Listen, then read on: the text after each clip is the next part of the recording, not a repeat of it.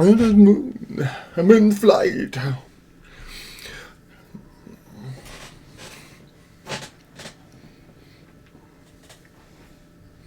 That part. Because the music rules, baby. Halfway to the gutter and the stars. Halfway to the gutter and the stars. Ayo, welcome on in, White Dove. Ad starts in 20 seconds, so I'm going to snooze it. We'll have to deal with it later, but we'll deal with it later. How are you? I came back from a break. Not a break, bad break. I was my birthday on Wednesday, yesterday, so I was on a trip. How are you?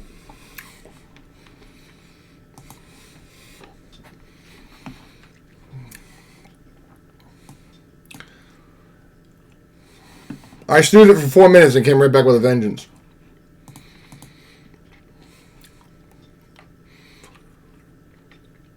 Oh my gosh, you're kidding me. Yeah, so mine's the 20th. Did we not talk about this? Maybe we talked about this, but mine's the 20th. So usually either the 21st or the 22nd, based on wherever you are in the world. Because I know some parts of the world right now are 22nd.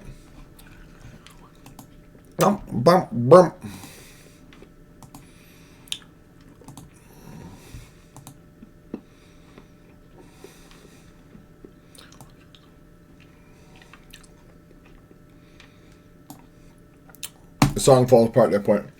21st. Okay, cool. Yeah, mine's 20th. So we're both springish babies. I'm on... Most of the time, my birthday is recognized as the first day of spring. Technically, the first day of spring was the 19th. What happened?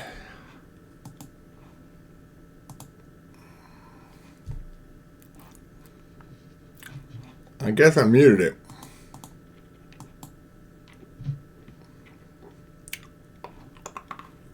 Something messed up.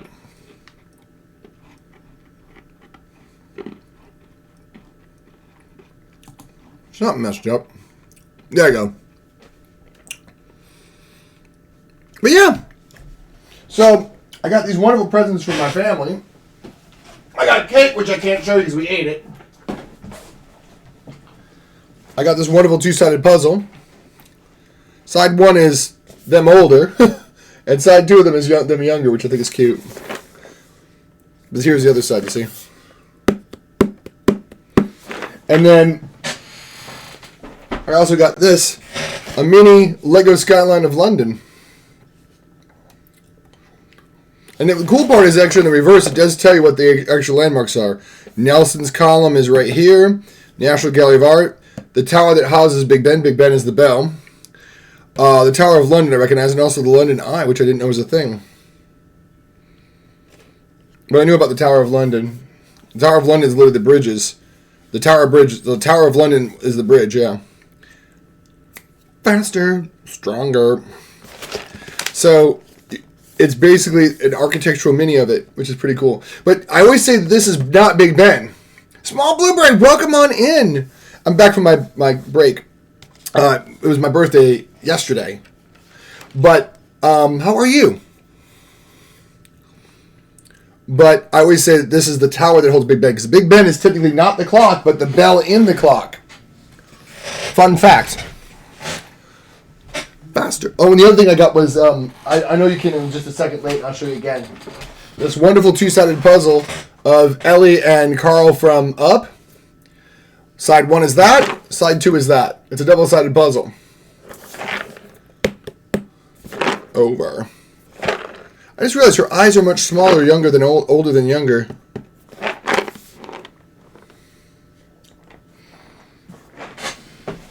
Never over. Oh, that's okay. I hope I can feel better. Yeah, I hope you're doing well. I know I've been reading a little bit when I could, when I had Discord and stuff. My phone was not broken, but it didn't work as great as it did. I kept having weird things happening. Also, too, I was using it a lot for navigation. Makes it stronger. Never over. So I had to use it for navigation a lot, so I had to disable a lot of functions. What's the biggest puzzle I've ever done? I think either 2,000 or 3,000 pieces. I think... I want to say that the Minecraft puzzle I did recently was 2,000. Is it handy where I could see it? It's handy-ish, but it's all blocked. I can't see. Yeah, I think the Minecraft one was 2,000. No, 1,500. But I've done 2,000 at one point. My sister's done bigger puzzles than me, and I was the puzzle person growing up. She was like, not for me. And then she teased a little bit of it, and then she was like, yeah, I should become a real puzzle hound. And she was wiping the floor with me. 20 seconds to add, guys.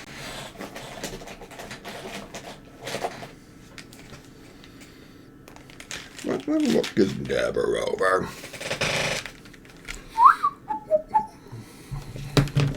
I might grab some of the green colors and see if I can find out. I do need some green refills, but I haven't had a chance to go to the store yet. Ads active. No important conversations.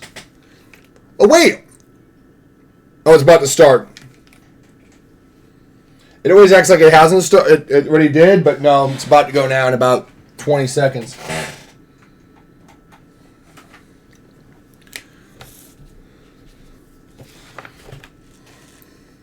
No, we're not doing this.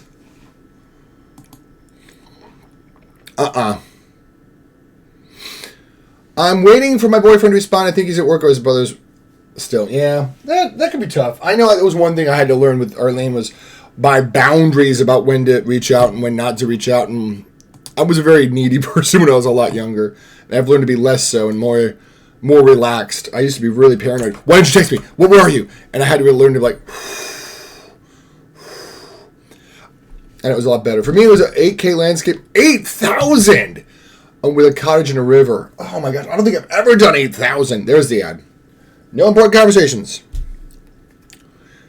Bump, bump. Bump, bump. Bum, bum, bum, bum, bum, bum, bum.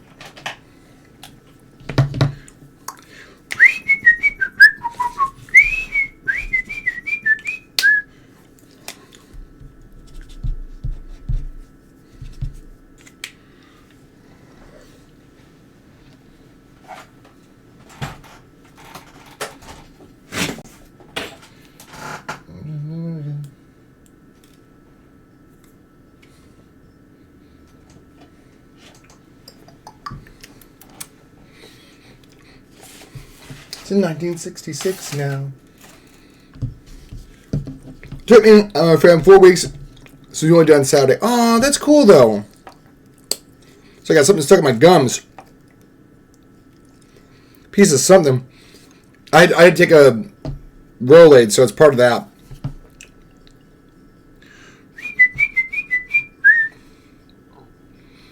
Yeah, hopes and dreams.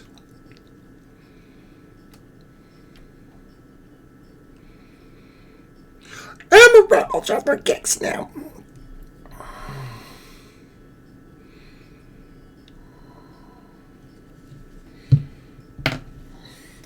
Is it coming? Is it coming? Is it coming round?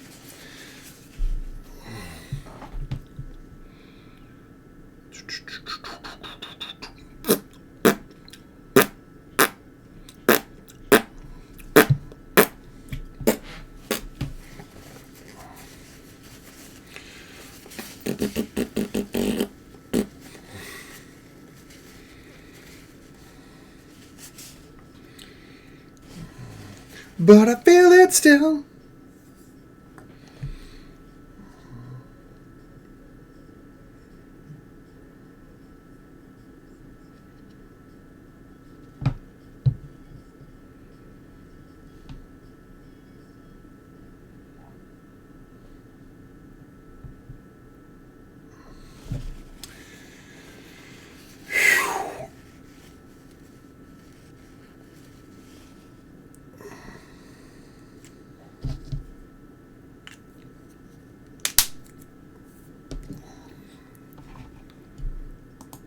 What was...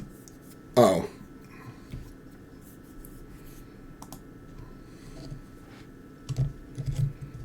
Okay, we're going to list this as corny as I'll get out.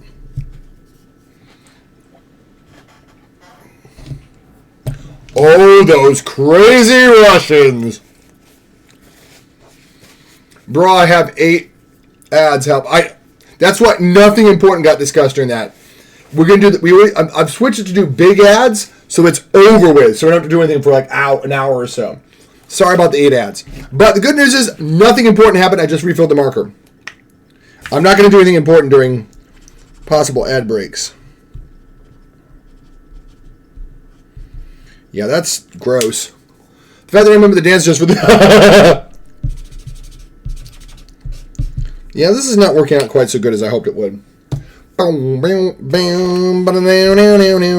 He was big and strong and his eyes were made of gold. Gold, something.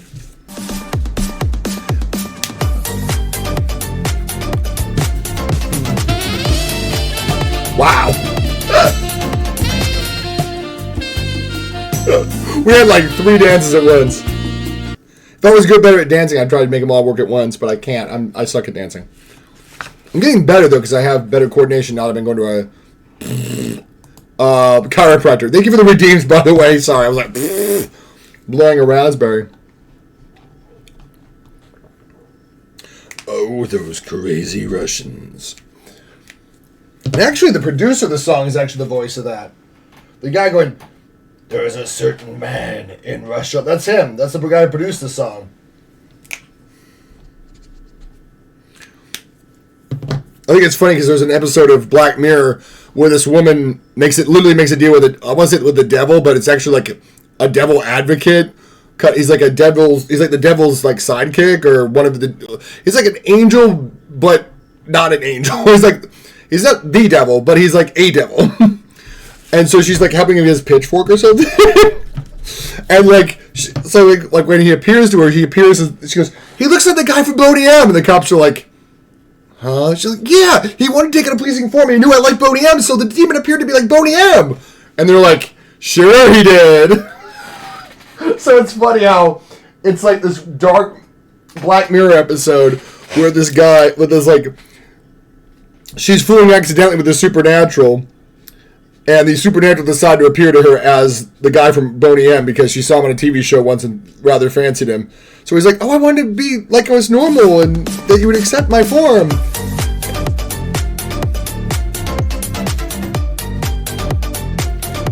Well, thank you for the redeem, White Dove. I had to see who it was that did this time. Welcome on in, Greg. By the way, I see you do the rave. Hi. I'm still bitter that I can't get this in Fortnite yet. You know, this is the same guy that produced Boney M is the same guy that did the Milli Vanilli scandal. And actually the same situation with Milli Vanilli. These guys lip synced. Because as I mentioned, the producer actually did the vocals on this. And he got away unscathed from both scandals.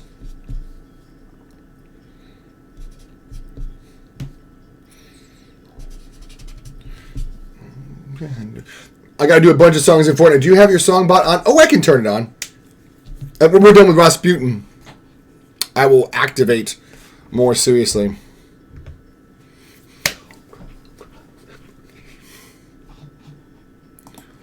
I gotta log it in anyway because everything got reset. Throw one in there. Exclamation point song request or SR. I think it's exclamation point SR is a shorter way of doing it. Like this, for example.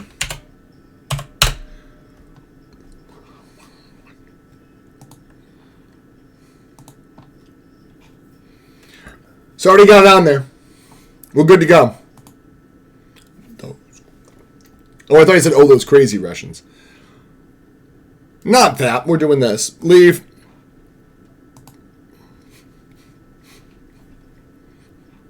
But we skip it because we already heard it. Boom. And now we're ready to go. I assume you gotta go through you for songs. Yes. But no. But yes, but no.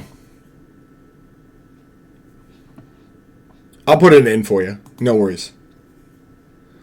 I remember this one. I knew I recognized the title of it. Yes, you have to go through me. Just let me know.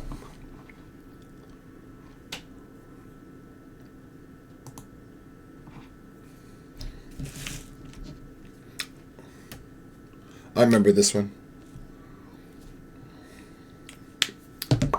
Easy peasy. Well, you can always grab the link, White Dove, from the not live version. And then put the link in like I'm about to do with this one.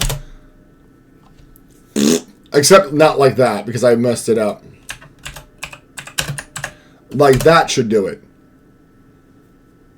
Oh, no.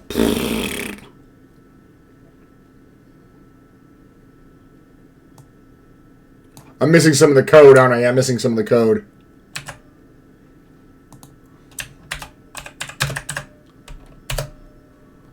There you go. See? I just forgot some of the code.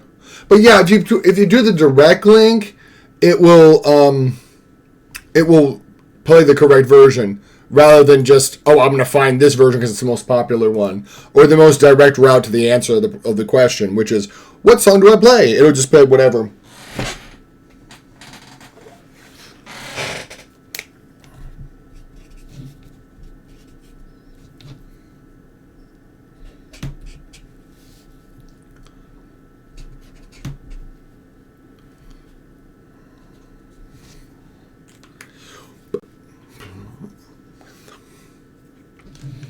Skip this one, and this is the... Okay. Well, we'll get back to that one. Yeah, so we'll skip this one. But we got another one in the queue first. We'll get back to that one. It's at second in the queue.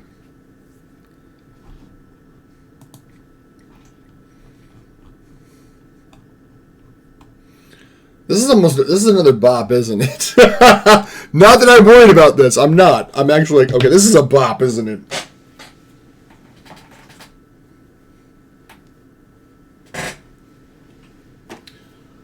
We're going to look for N2. That'd be good. You always talk about Thundercat, so here you go. Do I talk about Thundercat? I don't talk about Thundercat, do I? I feel like you're talking about another song. Unless I say, Thundercats are a go! Because of Juno. Or you mean Danger Mouse? Do you mean Danger Mouse? Because I do always talk about Danger Mouse. Now the bass guy. Oh, no, you're talking about Danger Mouse. Yeah, Danger Mouse loves his bass. A very specific type of bass, which I feel like this is part of it. Yeah. Other guy I talk about. Do I talk about another guy besides? I don't know. It doesn't sound like I do. You're not talking about Bootsy Collins, are you? Maybe it's Bootsy from Parliament Funkadelic, who was a very famous bass player. Because I would be talking about good old Bootsy, maybe, because he's funky.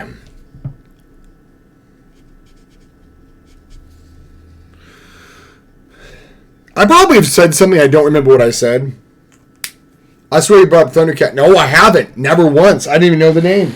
I just know Thundercats are a go from... so no, I didn't know of him. I know Sparkle Horse. Sparkle Horse, the guitarist, Mark Linkous, who passed away.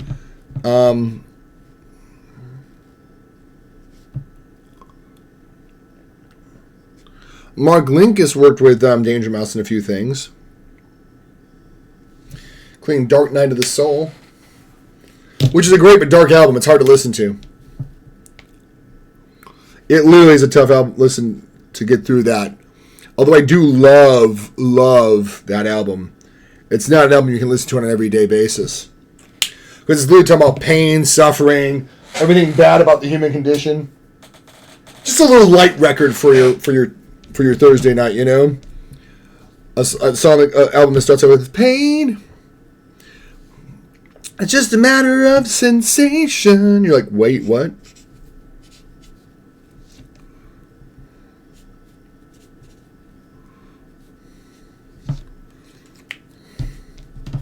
That's pretty much a banger. Not that I'm worried about that with Gorillaz. Gorillaz almost always bring it.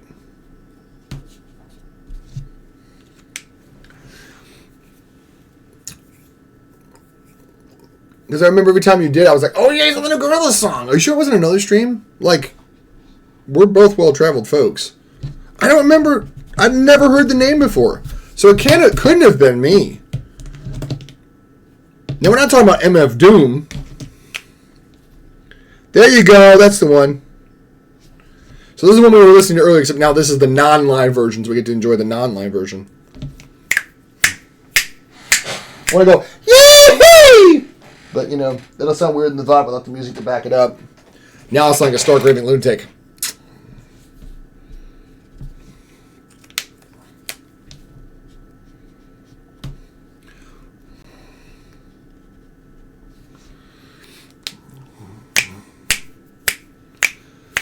Yeah, okay. I heard pain in that certain way that made me think of going off on that 3 Day Grace song. No.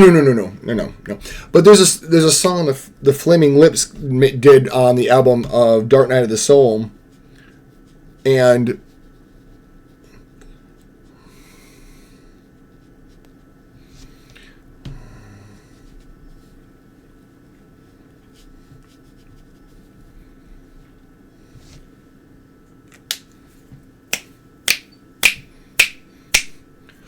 you must want to laugh it. Why'd you go? I'm also noticing I haven't seen Small Blueberry in the chat in a minute. Are they okay? Did I miss something important? Did I miss Small Blueberry say something? Oh, but not feeling way. Okay, I did miss that. The Dobby emote. Dobby what? Exactly. What do you mean your birthday? You telling me I missed your birthday? No. Yeah, my birthday was yesterday, officially. But I didn't really do anything to celebrate. I celebrated Tuesday because I knew Wednesday I'd be on the road to come back. I have 8 ads. Oh, I'm sorry. I saw that part.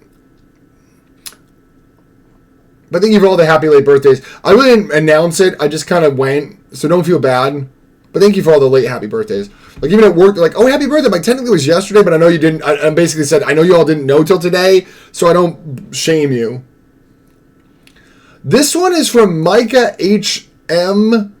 Micah Maheen. That's like if you mouse over it if you're on PC, or if you tap on it with your finger and mobile, it'll tell you who made that email. But one of my favorite ones. Say this is mine. I'm gonna do a new one. I think that's my animated emote for my channel. I might make a new one though, because dancing emotes can be pretty popular. This one is. These are Devi's ones. I love Devi's.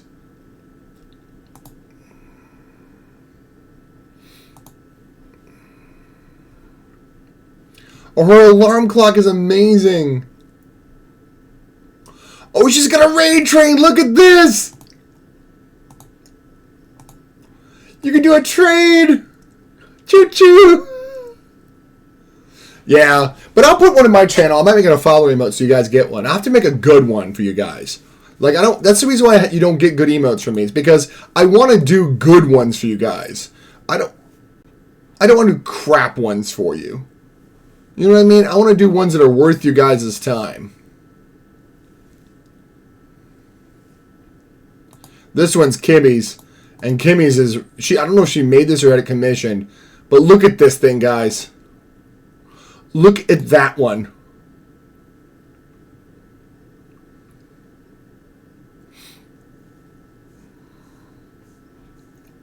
How adorable is that?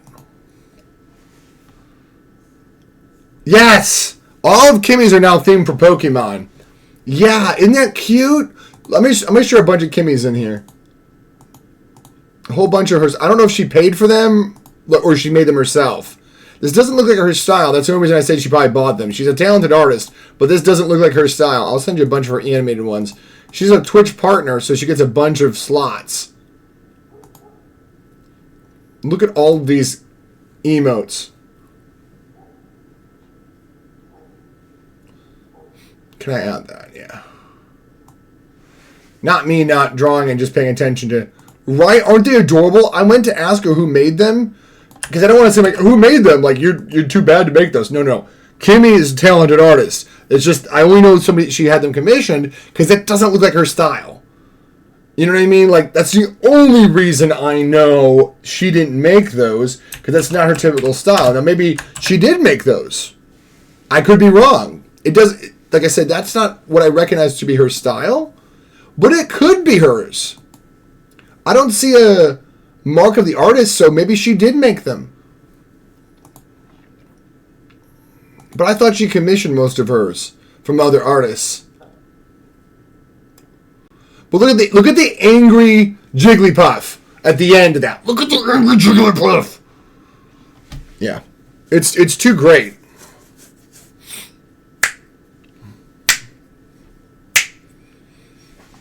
This is Pentatonix, isn't it? I saw that pop up in the queue.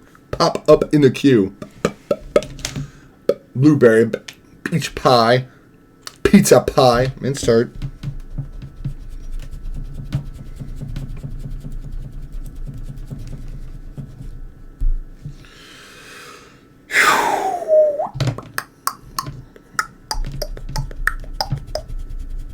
I had thought about doing a puzzle stream, but I was also like, nah, I gotta get this commission done. I actually have 2 more commissions in the pipe, which I might either work on a special Saturday stream to get those banged out, because I got like a bunch of customers lined up, or I might just go, because I really can't be doing like fun recreational stuff while I got commissions.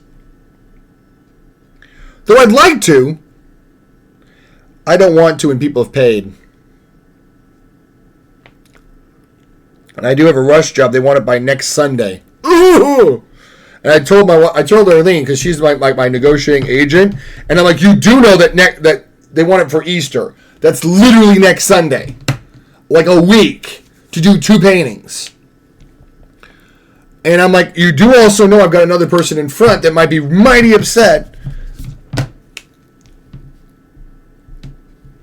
you know, that I'm working on another piece. And I don't know how they feel about it. I might just, you know, bang them. That's why I want to bang them out at different times. Because I can always do one during this stream. And then do the other one, like on a bonus stream or on the side. Because it's different techniques.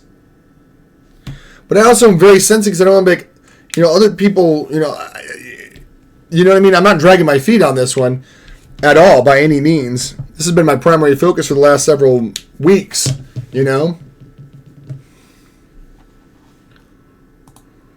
Angie, I know, right? Isn't it the cutest thing? Oh God, what is this instrument? I know the violin is sitting in the spot by marking my brain. It is probably a violin. Yeah, it's a violin. It's Lindsey Stirling, isn't it? I'm cheating because I'm looking. But yeah, this is Lindsey Stirling. She's super pretty, but she's ridiculously talented too. Like, if you looked at her, you'd be like, wow, she's that pretty, and so she could be a model, and she's talented. I win, you're absolutely right. But I mean, Lindsey Stirling is like beautiful. Like, if you saw her, like, oh, she's an Instagram model. Then you see her play, you hear her play violin, and wait, no, she's she's stunning. But that has nothing to do with her talent. It's just, I say that because when I pulled her up, like, whoa, okay, yeah, that's right, I forgot how pretty she was. She's very lovely. Yeah, she's pretty. She very much is so. And again, it's one of those things that if you saw her, you'd be like, oh, that's an Instagram model. She's an influencer. And you wouldn't even know that the young lady is ridiculously talented on the fiddle. I say fiddle because I love playing with the Conception because, and honestly, she does a little bit of fiddling with the way she styles it, which is not a hateful comment at all. I just think it's, again, I like when people blur the line betwixt the two. Because the only thing between a fiddle and a violin is the type of genre of music you play on it, really.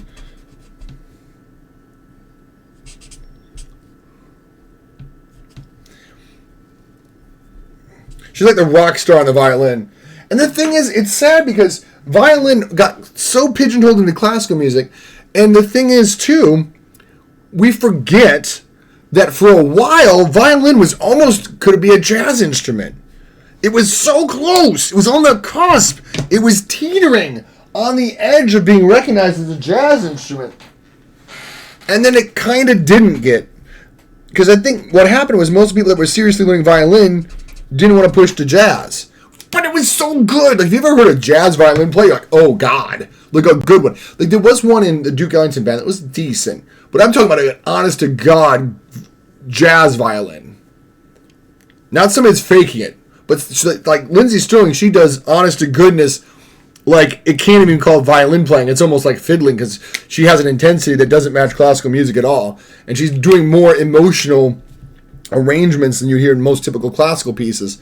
Which isn't to diminish her talent at all. It's more of a compliment to say, look, it's not stuffy, uptight. It's beautiful, emotional outburst of music. Honestly, I kind of want to have a violinist and a really good...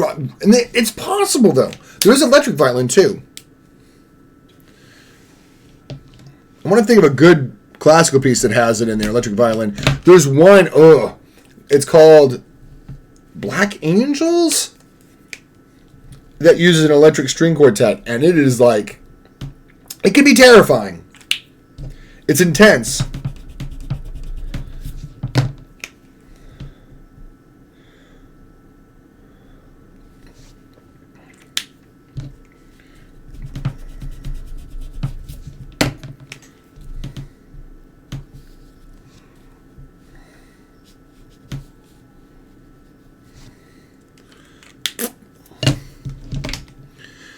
I'm fighting the fact that I don't want to wash out the 3 marker, but I'm going to have to. Not this one, but the other 3 marker. Oh, I got to fix my guitar, man. Every time I listen to music, I want to practice one because it's like it's away from all the peopling of the outside. Just do it.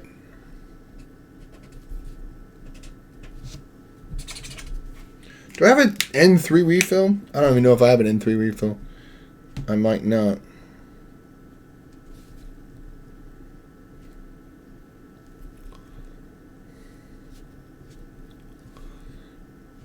Like, don't be isolationist, but I also know we need our comfort zone to recharge from people, too. Coming from somebody that's very high in social anxiety. And also, I've learned a lot to keep from self-sabotaging myself by reading about my enneagrams lately. And one thing I do is I isolate myself pretty severely. And I have to...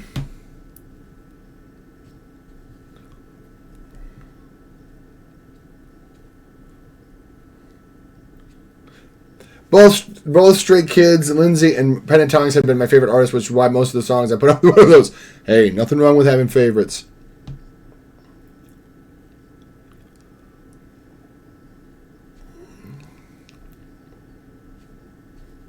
This is Gorillaz, right? I like Gorillaz a bunch myself, so...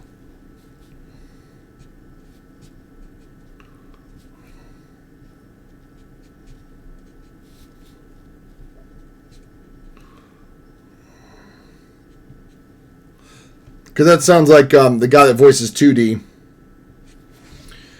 Yes, this is the best song. Yeah, no, this is... I like New Gold, I'm not going to lie. There's reasons I like New Gold. But this is a good one, too. This reminds me of... There's like a song by... what's this rap artist I like? Bus Driver. It's a very chill, laid-back kind of ballad sound. It's not what you expect from a rap song. So when you hear it more like a ballad, you're like... You know?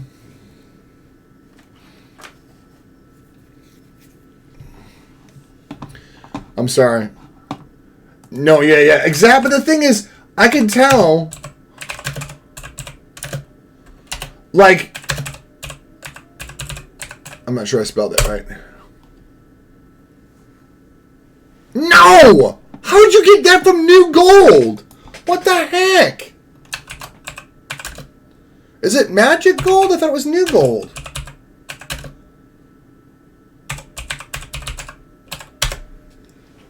Why does it keep saying... Oh, there it goes. Right. Did I not put that in there? New Gold... Oh, because I put a 3 after it. Let's delete this one off the queue. Okay, I guess. I don't know. Nothing I knew of. I'm looking for my C5. N5. Oh, wow. That's the neutral gray. Oh, no, this is Pentatonix. But featuring Yunho Jean Jongo of IT's. I took it off too late. It was deleted. Sorry, ma'am. If it's not what I wanted, I deleted.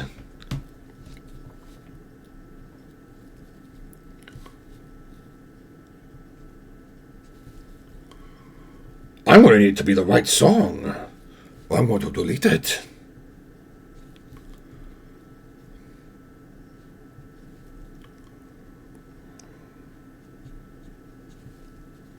My constant. All I can think about is Lost. I know they probably weren't referencing that, but...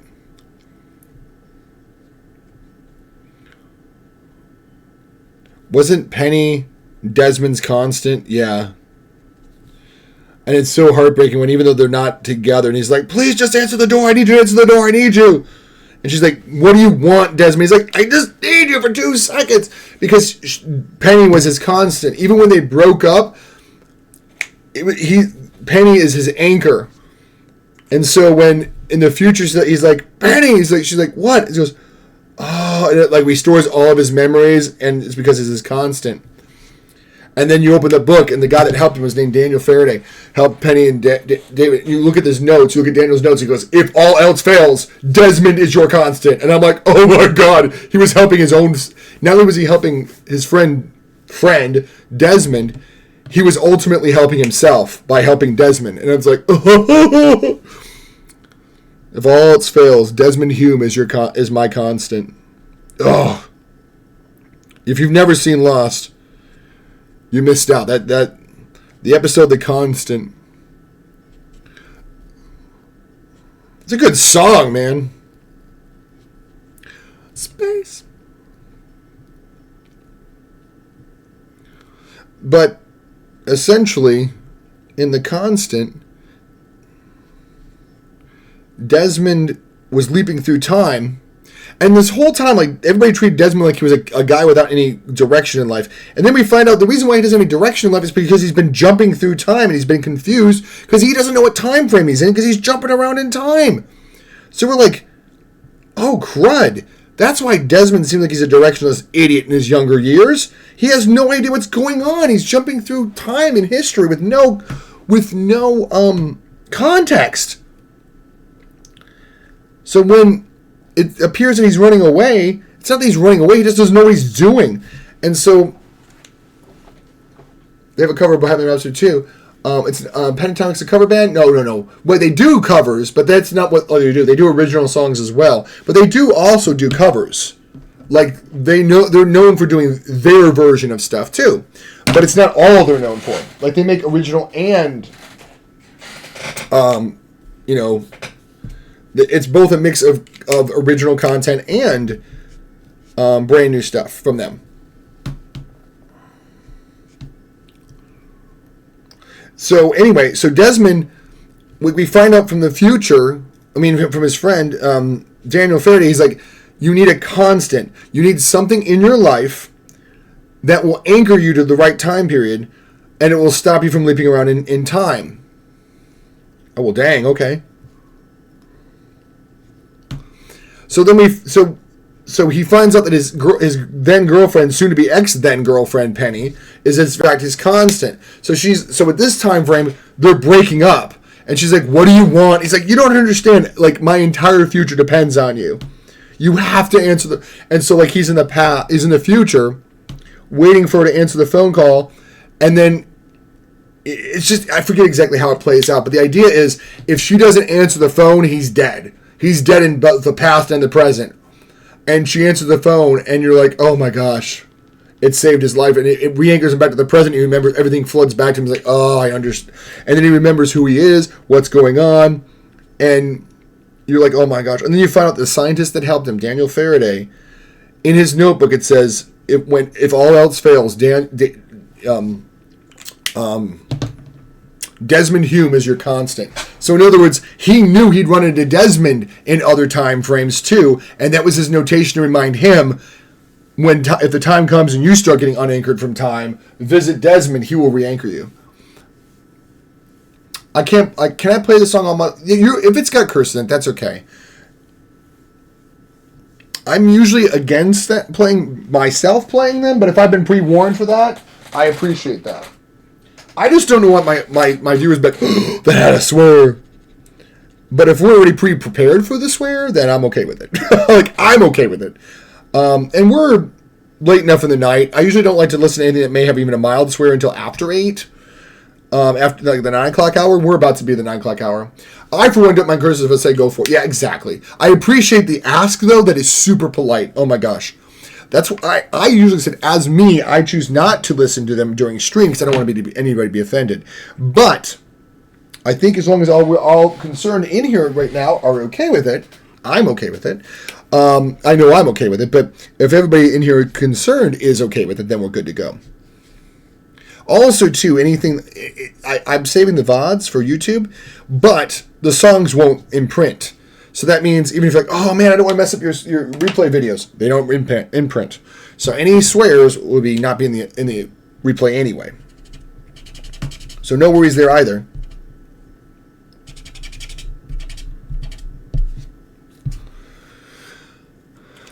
How do you even?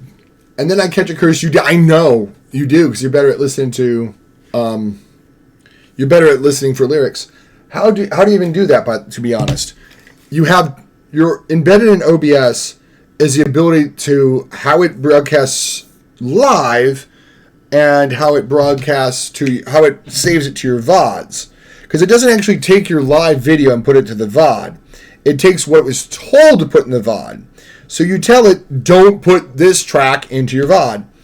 It also means it takes out all my desktop audio, so if anybody gets an alert or any Leroy Jenkins, they're gone. But, I think at the end of the day, I'd rather have a couple Leroy Jenkins deleted than get a copyright strike on YouTube, right? It's just me, but... I mean, I'd rather it all be there, but if something has to go, I'd rather some soundboard stuff gets deleted by accident. So that I don't get a copyright strike. Right? Of course right. N3. Here we go. I do have an N3. I need to refill this marker.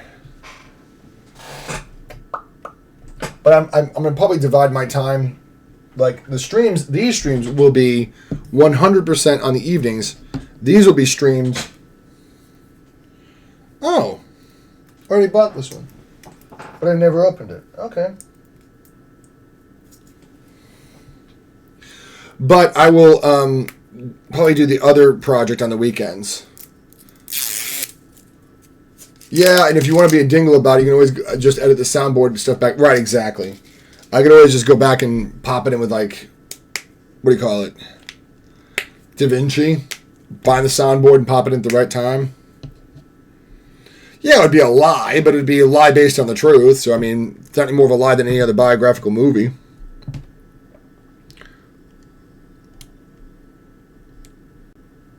The beat drop. Wow, that's a beat drop, all right.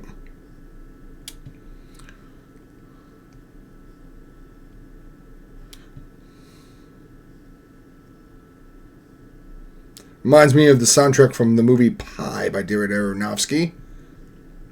There's a piece on that reminds me of that. Aphex Twin?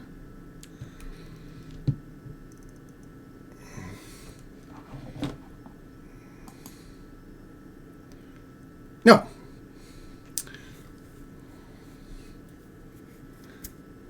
It's not them.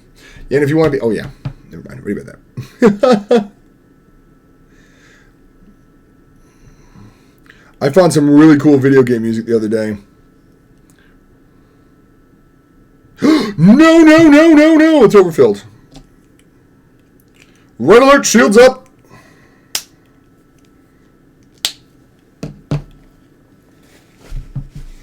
Now, if I want to get that stain completely out, guys, I would take rubbing alcohol. Which I might do to remove, because it's going to be sticky there for a minute. Never take rubbing alcohol on live Copic. Always on dried Copic, because the alcohols don't get along. So you don't want to put it on like Copic, actual Copic. Like you don't want to mix rubbing alcohol with Copic. You want to get off.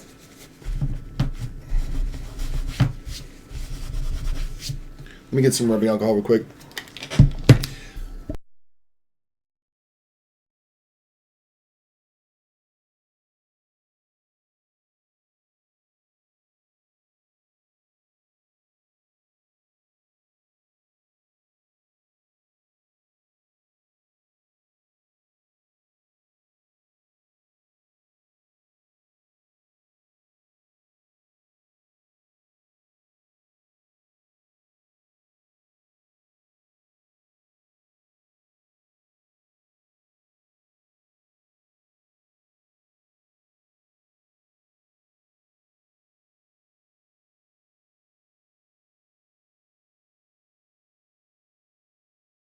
I've actually had some people ask me, why don't you take, if Copics are so expensive, why don't you just get another art marker and use that instead? Well, because basically, if I don't keep using Copic, I'm wasting my investment in Copic.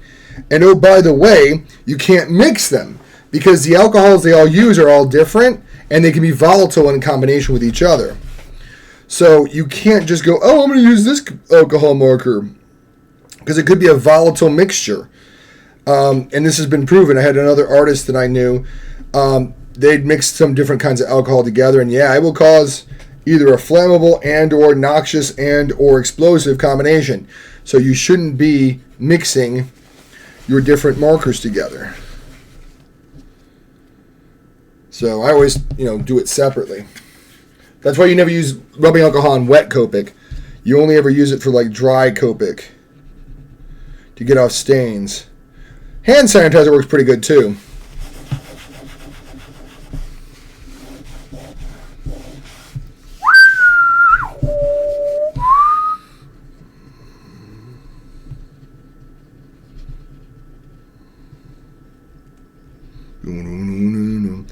I love this one because it's in 3/4. 2, 3, 4. 1, 2, 3, 4, 5, 6. 1, 2, 3, 4, 5, 6. 1, 2, 3, 4, 5, 6. 1, 2, 3, 4, 5, 6. 1, 2, 3, 4, 5, 2. 1, 2, 3, 4, 1, 2, 1. It's either 6, 8, or 4. It's like a 4 and a 2, so it feels like 3. 1, 2, 3, 4, 5, 6. 1, 2, 3, 4, 1. 1, 2, 3, 4, 5, 6. 1, 2, 1, 2, 1, 2, 1, 2, 1, 2, 1. So I don't know what it is. The meter's interesting on this thong.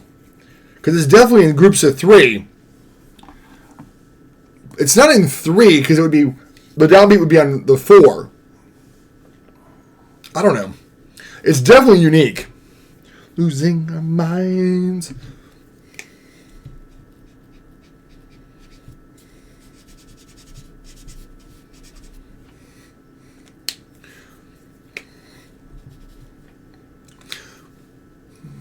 Here you go. Fool's gold. Everything disappear. And someone.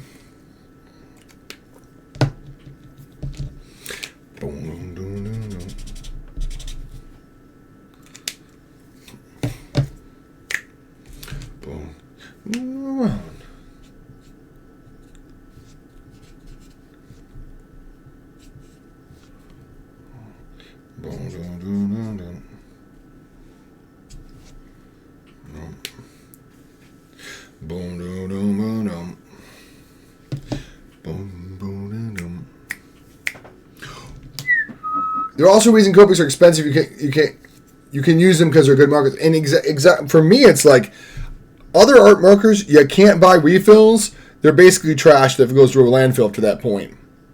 And I'd rather spend a minimal investment and revitalize older markers than spend a huge chunk to buying brand new ones because the old ones don't work anymore. Fool's gold, everything disappear. Here we go with fool's gold. Everything disappear. Here we go. Fool's gold. Everything disappear. Everything fool's gold. Everything disappear. Any wonder. It's such a great song.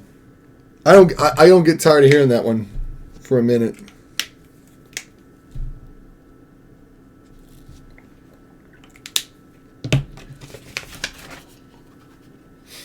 Trying to get a good look at it from a distance. Doing pretty good.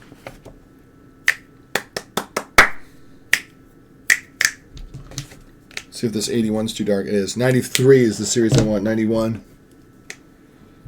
Yep, that's the one I want.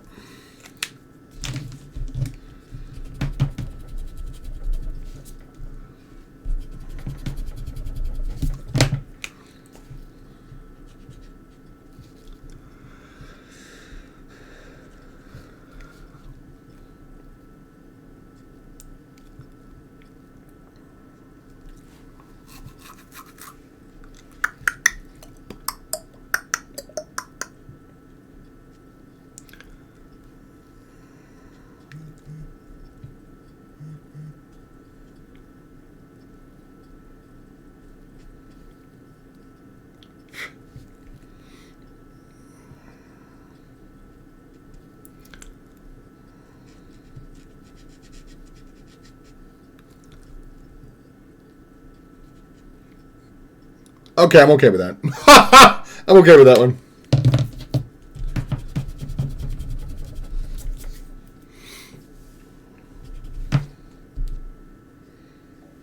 I'm okay with that.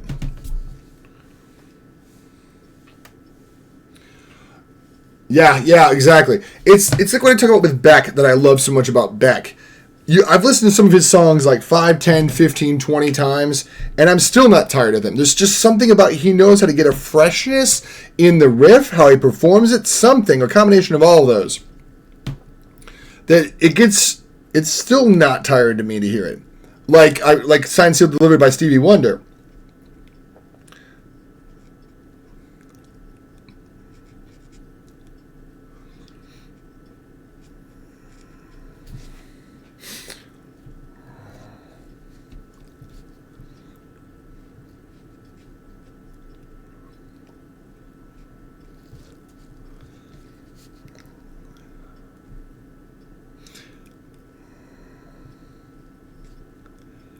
I might listen to one song.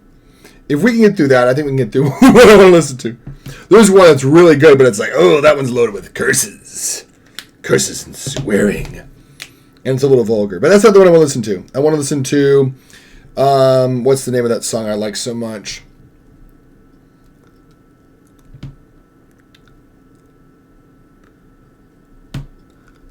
It's a good song, too, I might add. I'm thinking of, guys, what is it called? Stray Kids, I get that. Gasp, curses! And curse us not with your vile curses, so vile and cursed. No, and curse us not with your vile curses, so wicked and cursed. That's from Pinky and the Brain. When the Brain's trying to be this mummy, and he's acting like he's the great Khufu come back from the dead, and this like Egyptian priest goes, "Be gone from which you came, evil and restless spirits, and curse us not with your curses, so vile and cursed." And I'm like, oh my god, get out of here. Got to go. I'm going for my birthday. Oh yeah, congratulations. Welcome in. Congratulations. I hope you enjoy your celebration. I'm getting is garbage? What? And the service, I'm getting is garbage. I'll see you later. Yes, my dove, great. Thank you for coming on by. We kind of celebrate a little bit of our birthdays together without even knowing it. I'd forgotten your birthday was around my time. Welcome back. I mean, thank you for coming in. Not welcome on in, but thank you for coming in. Now I can listen to the other words. No, I wasn't waiting on you to leave, White Dove, I promise. Let's do song request. Worlds to Run. Bus Driver.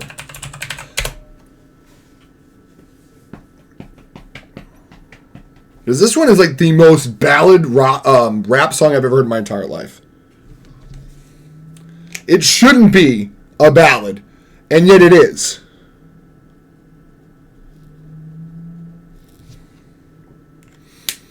Boom, boom, boom, boom, boom, boom, boom, boom, boom, boom, boom, boom. I'm slack jawed, mealy mouth, lumber around the house. I don't know to do my chores today. Crying in my underwear, there's my sense of wonder there. I'm not me and Kundera. Though this likeness is unbearable, the feeling is indelible. I wish I could teleport somehow. Transmolecular eyes, secular I remember when Vegeta stomped Bardock's neck, and it never happened. He said that. He's like, yeah, I was high when I wrote that. It was not, that never happened, and Vegeta never stomped Bardock's neck in. One good throat chop. My Shidoshi, cause Ben knocked me death touch. I been Spock, I been Clutch, I been Thux, I been Butthurt. Butthurt. Boop! One little word. On toilet paper, like soda faker. Or the mortgage or the Studebaker. Cause I couldn't afford the mortgage or the Studebaker, Baker. Go in this place, absolutely. When you're deep in the raw, everybody wants to get a piece of your heart. There's only so much truth you can keep in your own. But words are too harsh.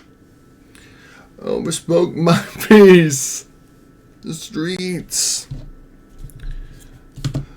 When you're deep in the raw, there's only so much truth you can keep in your jaw. I could run the world from my mama's house. I could run the world from my mama's house. I could run the world from my mama's house. I could run the world.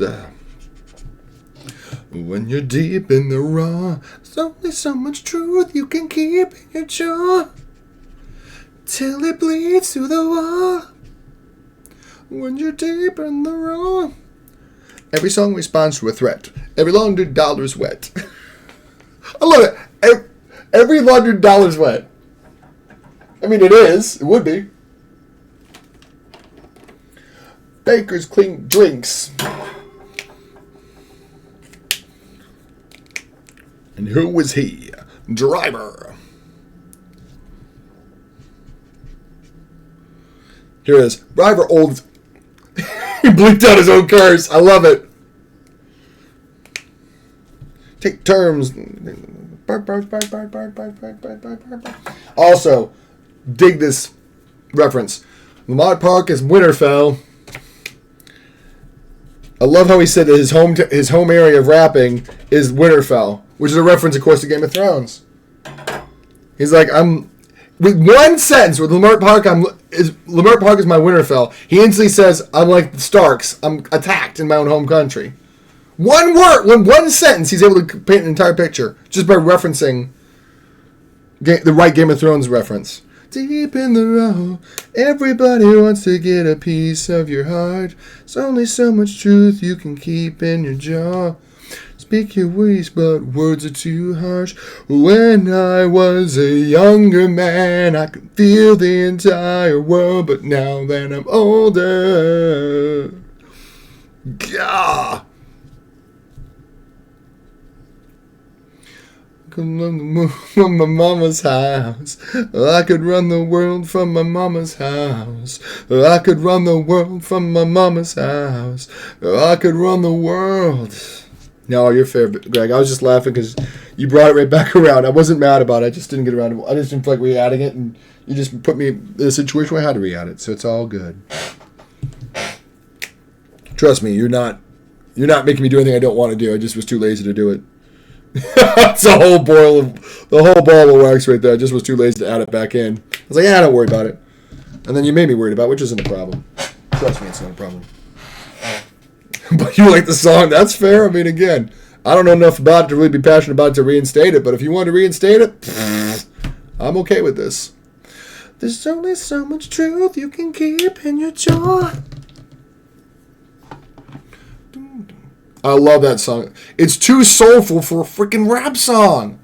It, honest to goodness, is way too damn soulful. Till it bleeds through the wall. I love it. It's like there's only so much truth you can keep in your jaw till it bleeds through the wall.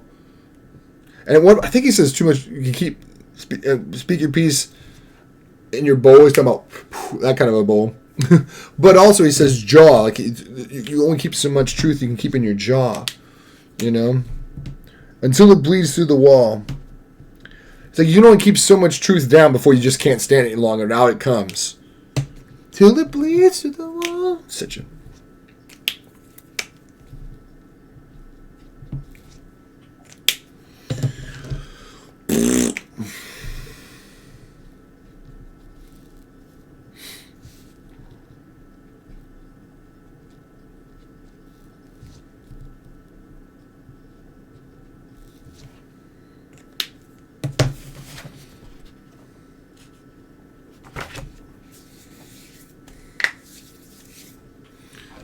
This isn't it, is it? Or is it?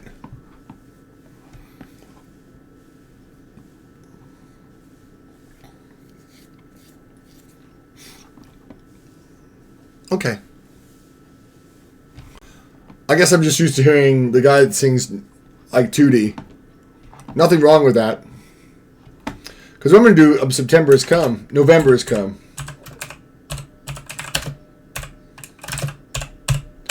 That beat, though. Good gosh.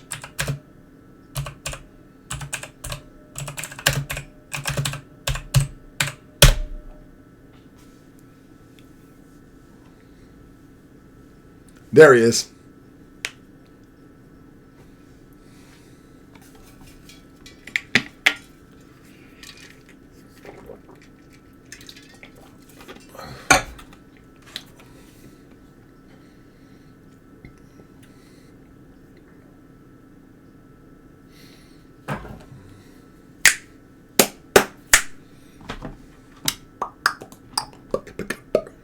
That's got to be much darker, actually. Where's my...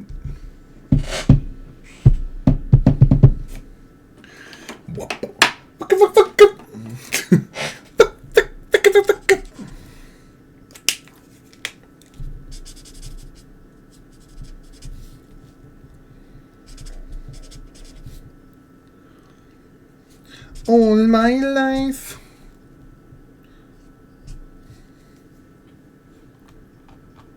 Oh, good.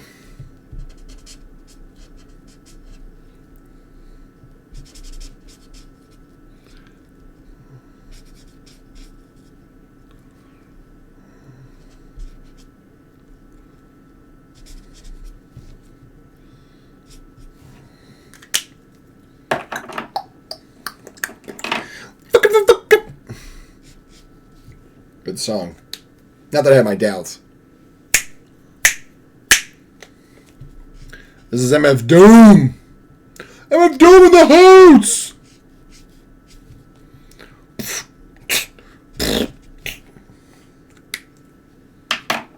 Found him.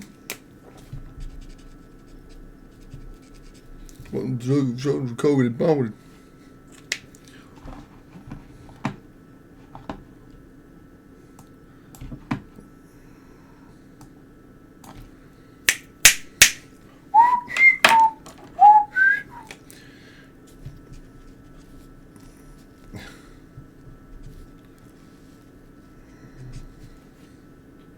Someone got started today.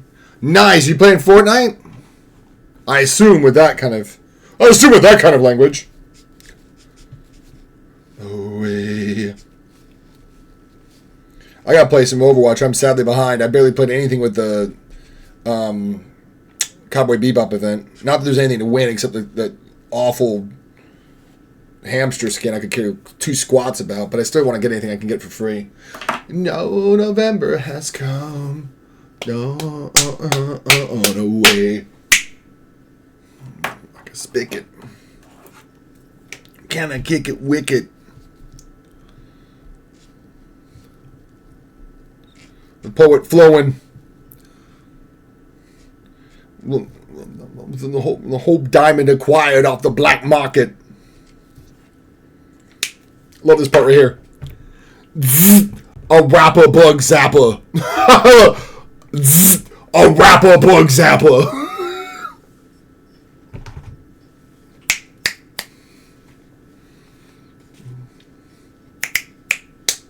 Boom, boom, boom. Dong, gorilla bong. Something has started today. Where did it go where you want it to be? Well, you know November has come. It's gone away. Something has started today. Where did it go where you want it to be? Well, you know November has come. It's gone away. Gah!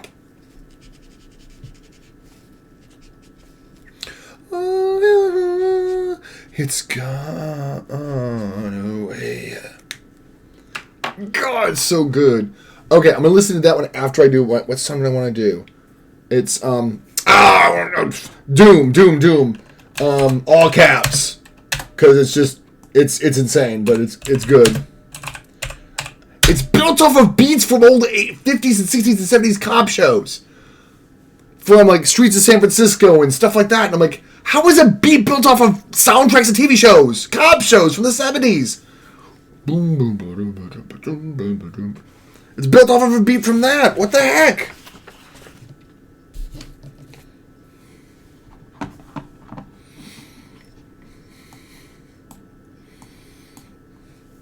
You can call me Your Majesty.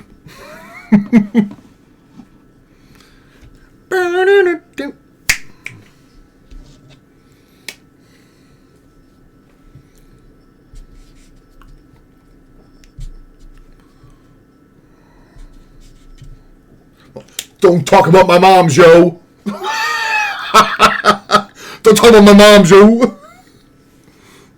Nice slice of verse pie. God, the lyrics on this are insane.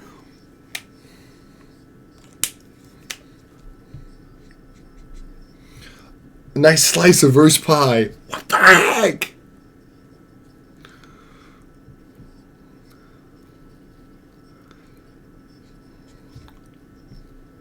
That's when you spell out his name. Just remember, all caps when you spell out the man's name. Golly.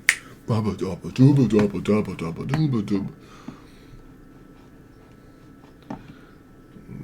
the one?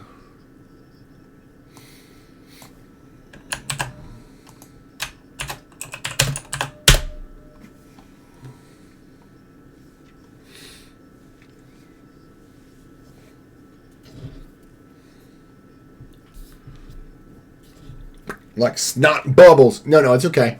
I'll hold the song. You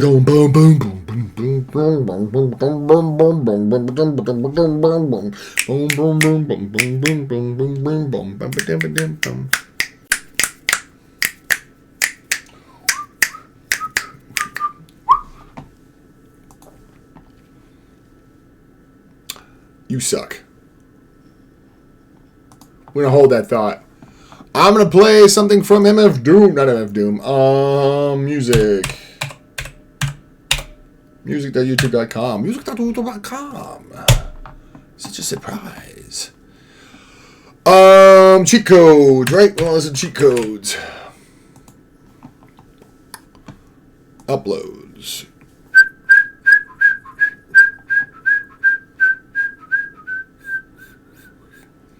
Belize.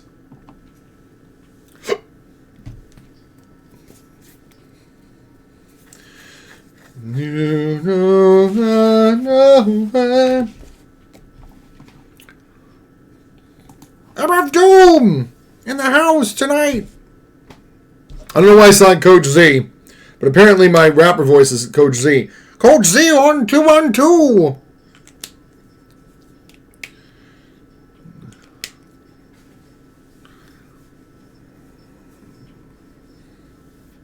Oh my God, did he just say that?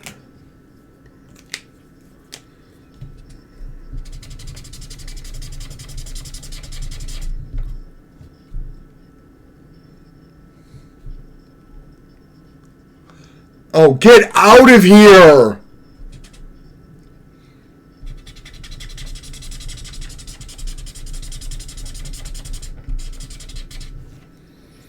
No, we're going to listen to this one again. Like a pelican. Melanin. Highly activated my melanin. Oh my God. Got my exoskeleton.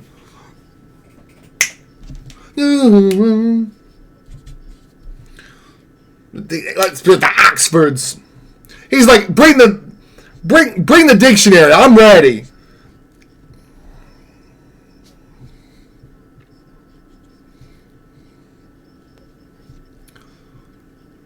I hit the gun show and got a rocket. Those cojones. Yeah, this is too good. Okay, now that you're back, right, Greg? You're back, right? You gotta listen to this crap. You gotta listen to this. I love this. This is from Black Thought's album. And this is with MF Doom. MF Doom guests on it. It was a track that Doom recorded before he passed. And it wasn't released till after he passed because they never got the album finished, and they finally got the album finished. I'm not a big rap fan, but Black Thought is insane.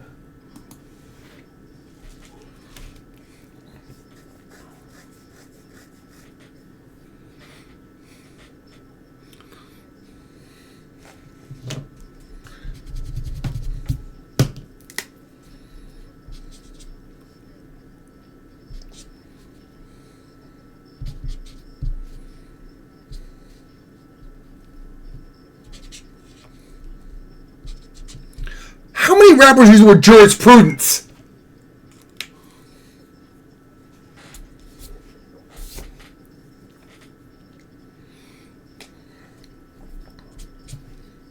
I'm not like a pelican.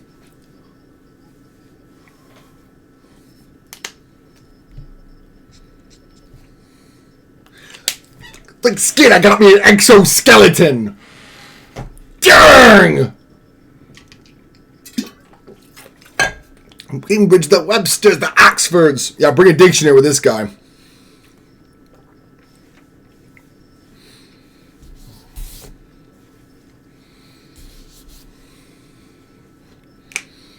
And Joe and left with a rocket.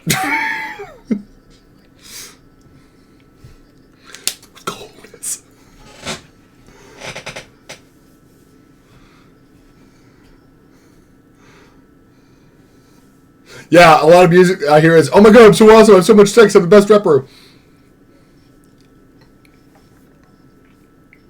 Yeah, and he just literally dropped a reference to an Aqua Teen Hunger Force episode, just right there.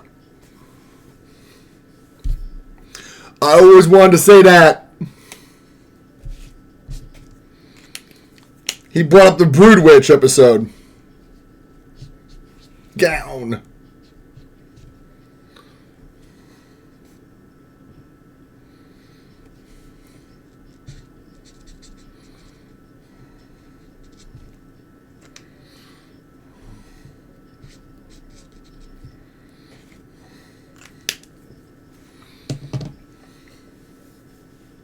And bad is about to happen.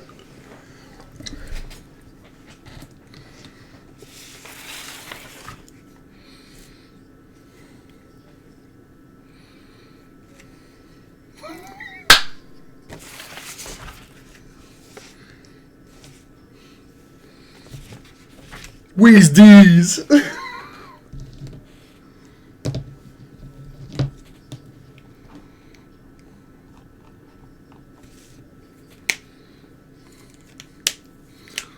Whatever the case is. Nah, whatever the case is.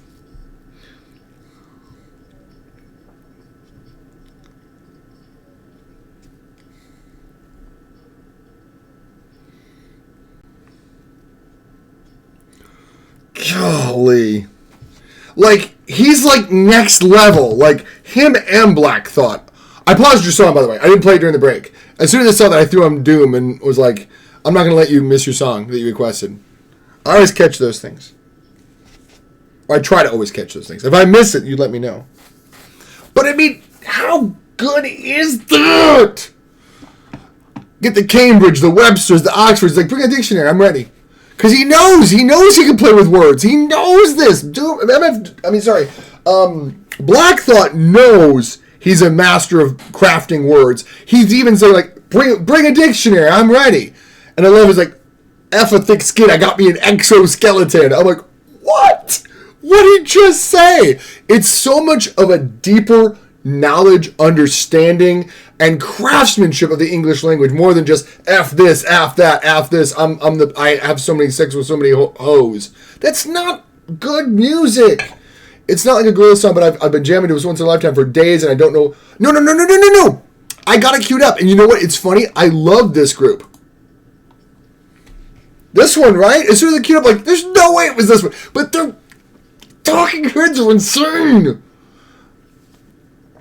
Like, I didn't discover them really until I got to streaming.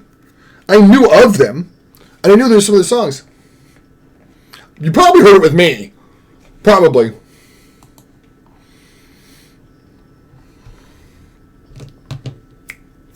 But it's...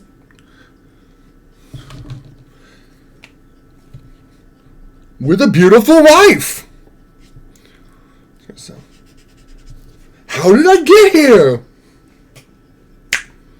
Half-Life memes. But no, that's fair too, because it's a very memeable song.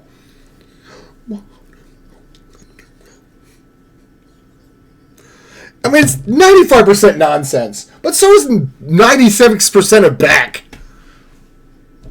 It's poetry to music.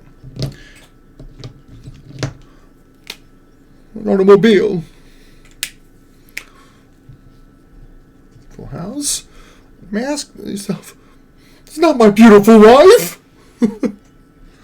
Water flowing down. Water flowing underground. And the water's gone. Water flowing underground.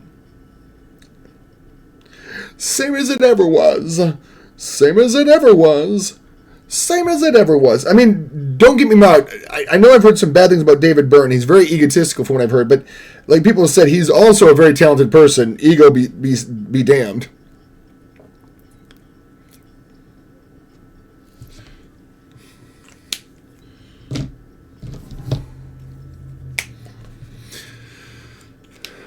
Honestly, it gives me a feeling of like dissatisfaction. No, it's exactly what it's supposed to do. Because it's almost like, it's so cheery, but then you listen to the lyrics, you're like, this is a guy who's like, how the hell did I get here? He's been carried along by this current. And maybe that's what the water is representing. The water is literally carrying him on this current through middle class America, and he has no idea how we got here. It's just life happened to him and pushed him here. And now he's like, this isn't where I came from.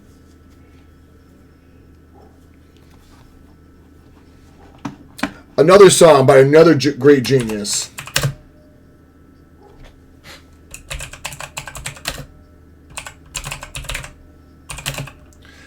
It's a lot more pleasant than it sounds like.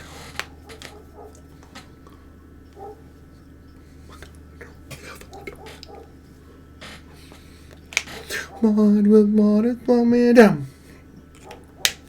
Water flowing underground. And I think that's probably what the water references is an unstoppable force that we have no control over. We're aware of its motion, but we can't affect it. It's under the ground, under the water, underwater flowing water. We know it's down there, but we can have the course of its flow. We cannot change any more than we can change the flow of suburbia America.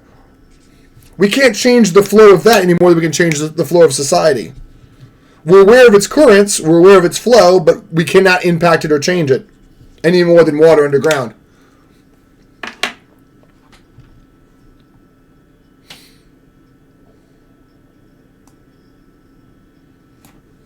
You know what I mean? I added another song myself. It's along the same genre of what we've been listening to. A much older song.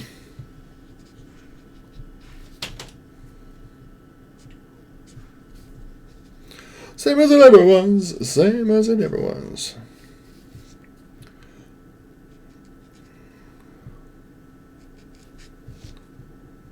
Love that.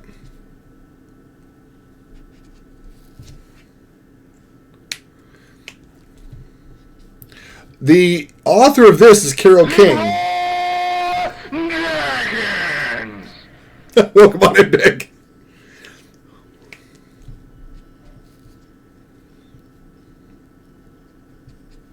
The weekend squire who just came out to mow his lawn. Talk about a song that is keenly aware of how trapped we are in society. It's so happy and chipper. And then you're like, just playing rows of houses that are all the same, and no one seems to care. See Mrs. Gray, she's proud today because her roses are in bloom. And Mr. Green, he's so serene, he's got a TV in every room. Which you have to remember, back then, having a TV in every room were like ritzy people. You didn't have a TV in every room. Here in status symbol land, complain about how hard life is, and the kids just don't understand.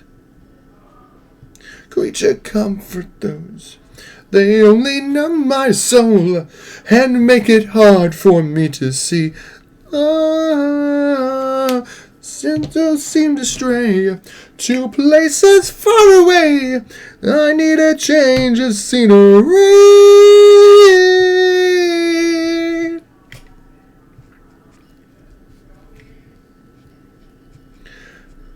See, it's so much more pleasant, and then you start listening to lyrics, you're like, dear God, they're talking about the constriction of status symboling in Keeping Up with the Joneses.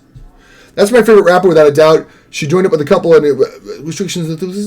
She works in a place where people can say the rudest, most vile things to her, and she has to respond to it. So she made a 4-song album just vetting and amazing. Wow.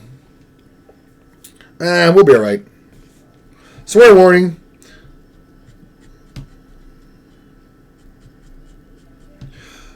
Here in Timberland. How am I? I'm doing well. How's it going, I should say, is what you actually said, but I'm doing pretty good. Another Pleasant Valley Sunday. There's Mike Nesmith. Another Pleasant Valley Sunday.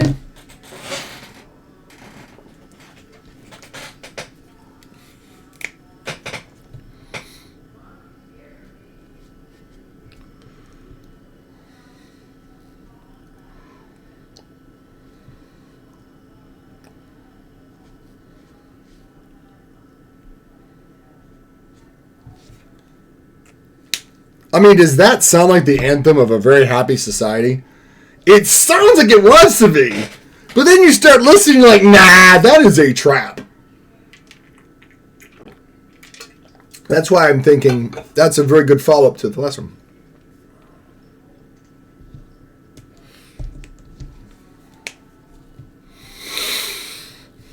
I rather like that one.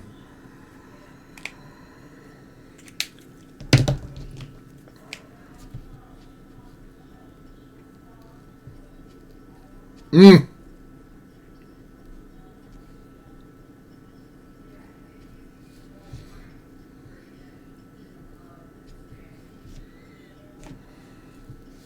Mm.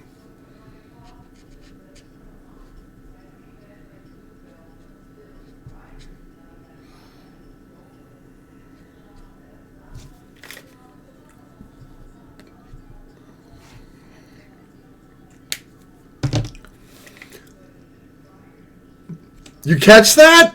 That was a reference to a wasn't that a reference to a the musically speaking, that was a reference to either a Beyonce or a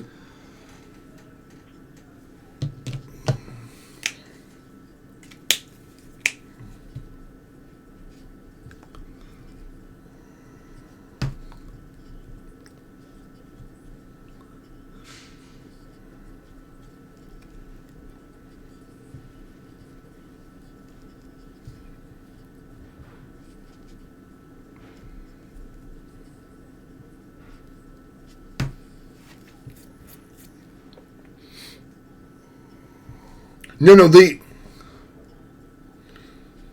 Bootylicious. I'm pretty sure it's Bootylicious. That lyric, the musical phrase, I think is a play on Bootylicious by Beyonce.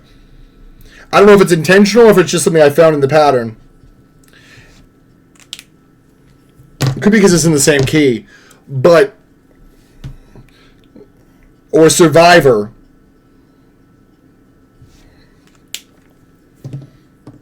Being that it's talking about a woman's status in society and what's expected of her, it could be very possible talking about Bootylicious. Either accidentally or on purpose, but if it's not, it's a great accidental reference. But if it's on purpose, it's genius. Yeah, that was really good, actually. Like, there are people I really respect because I'm like, Oh, yeah, it may not be intentional, but because there's a lot of times where art of different kinds, like the what you call it? They swear. Pink Floyd swear that money had nothing to do with the Wizard of Oz, the whole Dark Side of the Moon. They swear it was like it had nothing to do with Wizard of Oz. But if you put the movie to it, it fits exactly. Now, was it on purpose? Maybe not, but it sure fits. And sometimes sometimes art lines up like that. And I'm also like, yeah, but still sus. You may not have done it on purpose, but still sus. Boom, boom, boom. Why I love this one so. Oh, I don't know if you can hear me.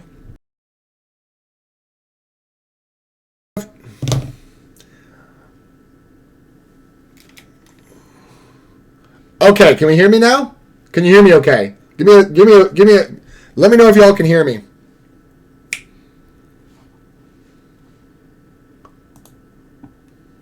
Okay, good. I accidentally bumped the cord.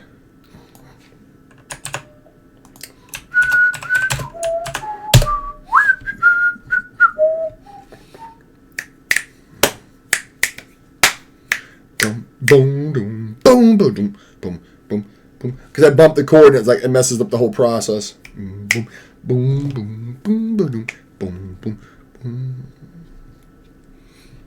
Hands off of my stack. My name. And their whole argument was, but sometimes art lines up like that. Me that do goody good balls. Now, I don't know if it's on purpose. It's still one of my favorite conspiracy theories that it's meant to line up like that. I don't care if it was not on purpose. It's still my favorite conspiracy theory that the dark side of the moon lines up with it. Because this lines up right when she lands in Oz. And I know most people would say, well, but you know, what does money have to do with Oz? Well, you do know what the origin of the word Oz is, right, dear gentle viewers? The word Oz comes from ounces because it was originally meant to be a parable of the gold standard. That's right. Oz, the yellow brick road, is meant to represent the gold standard in banking. And right when she lands in Oz, when Dorothy lands in Oz, it lines up perfectly with this song, conspicuously called Money, Where the Yellow Brick Road. I mean, it's not in the lyrics, but I just want to sing along with that. So, yeah, it's not meant to line up with Wizard of Oz, and yet there's a song called Money right when she lands in Oz, which is literally named after gold ounces, and has a yellow brick road going to the Emerald City, green money. Baloney, it wasn't on purpose.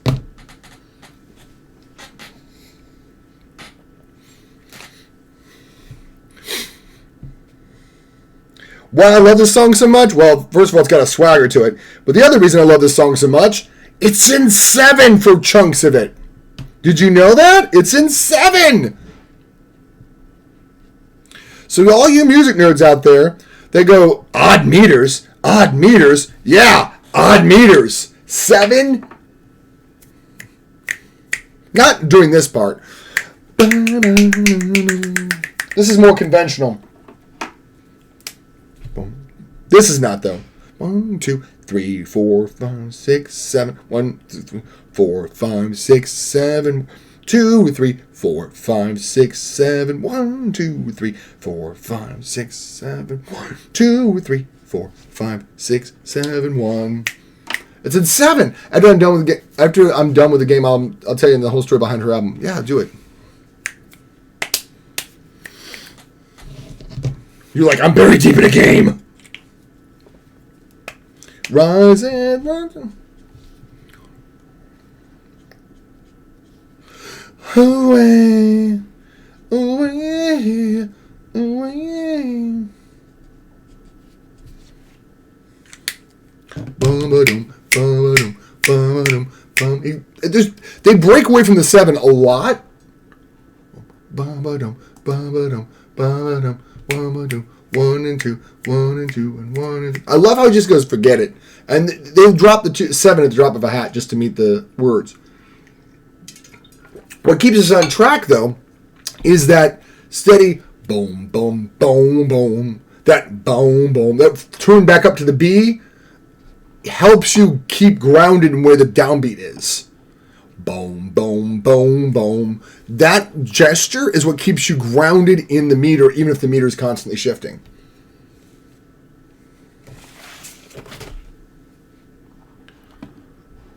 And I'm playing Vanguard Mansion. It's a multiplayer, and I want to win because it's ranked. Wait, is that another game, Vanguard? Or is it something in Fortnite that I don't remember? Vanguard, is this a playable mode in Fortnite that I'm unaware of? Okay, I didn't think so.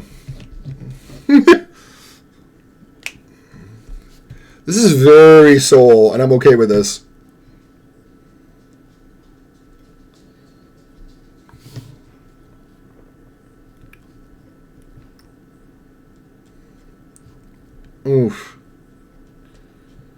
Like, she sings, but she also raps. I get high props to people that can do both.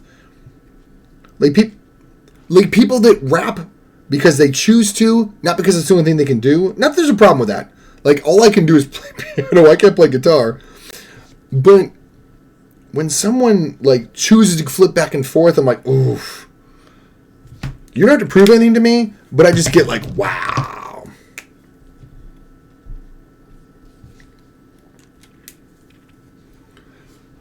Boom. Boom. Boom.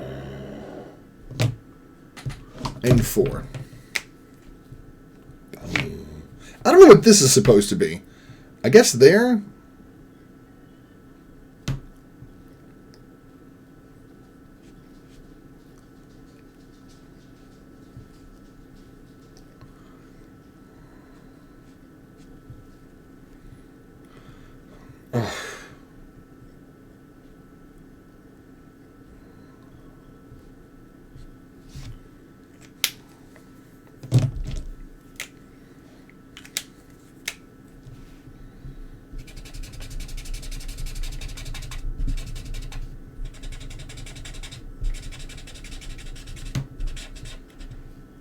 Boom. Boom. Boom. Boom. Boom.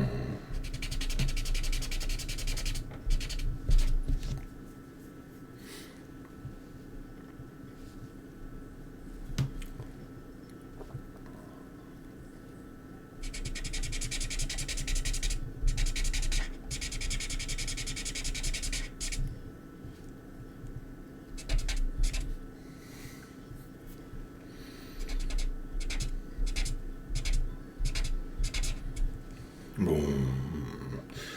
Boom. Last thing on my mind.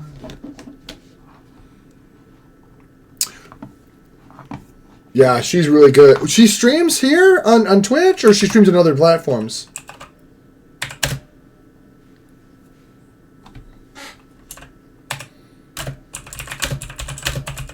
This is a great song, too.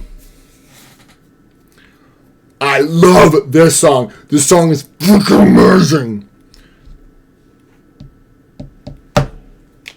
This other woman I just shared deserves to be famous. And she got pretty good publicity from this song, but she needs to be more famous. I don't know what she's been doing lately, and I hope she's been doing good things with her music, because she's an incredible artist, the one I shared. Not this one isn't. This one's very incredible. She reminds me of her in a good way. In a good way. What I love about this song is she pulls a trick. She has lyrics and then flips the lyrics intention midway through. Oh, don't do this to me.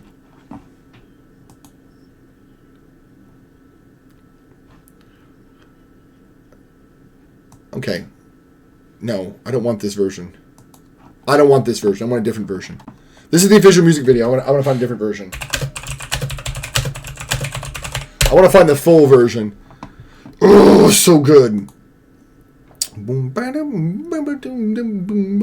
Is it this one? We'll play this one if it's this one.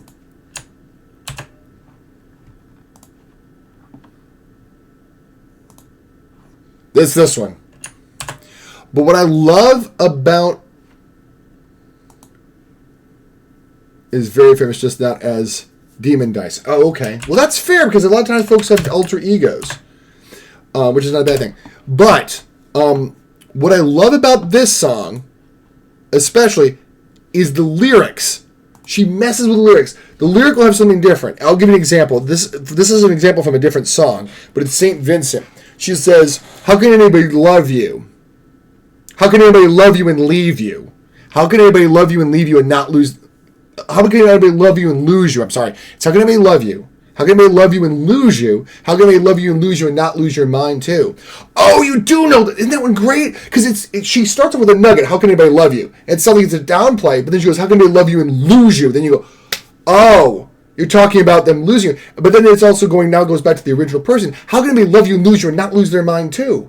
So it goes from being what sounds like an insult. How can anybody love you? But expands and go, how can anybody love you and lose you and not lose their mind? So it keeps going forward more. It adds more and more pieces to the lyric, and it changes what you thought the lyric was going to be into something totally different.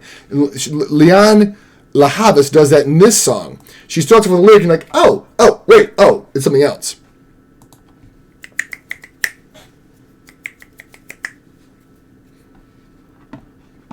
And I love this song.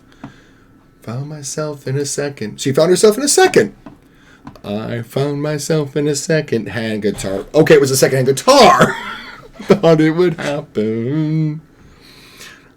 Found myself. So now it's totally different meaning than when it started.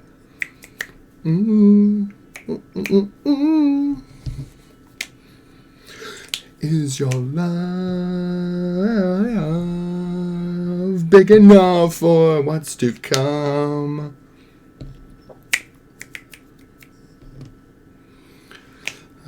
The right thing I was looking for made my way to the dance floor. Danced till I wasn't drunk anymore.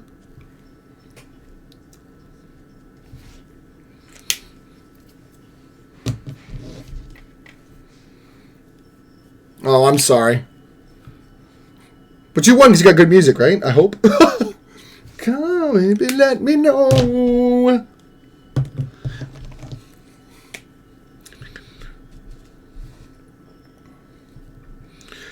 Underground, underground, all the friends I found,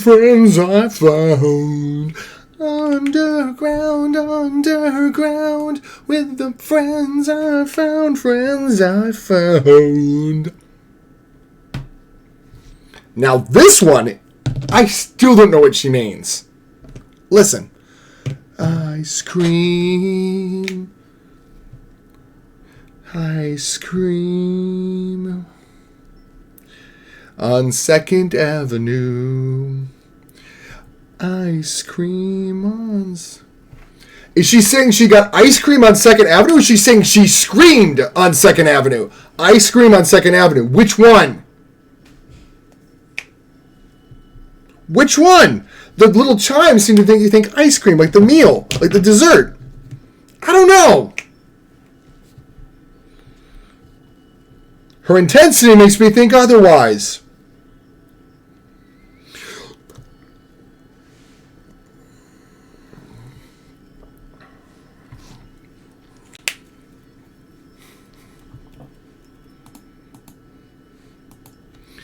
For what's to come, it's your love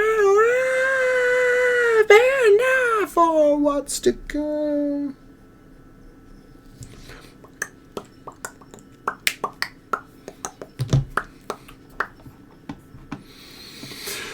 Love big enough for what's to come.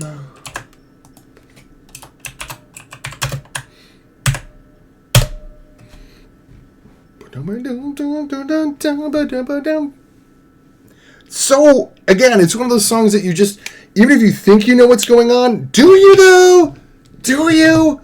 And it has way more depth than you think.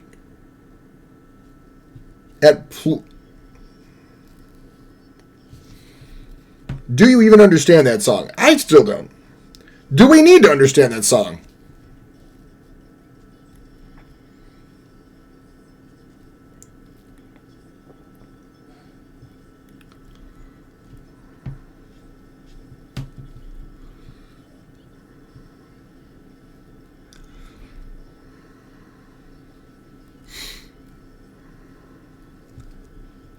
I feel like this is a parody, not a parody, but a reference from another, like an anime soundtrack or something. And it could just be the sound. Because there's been times I'm like, oh, that's a parody of this. It's like, no, it's nothing like that. Oh, whoops.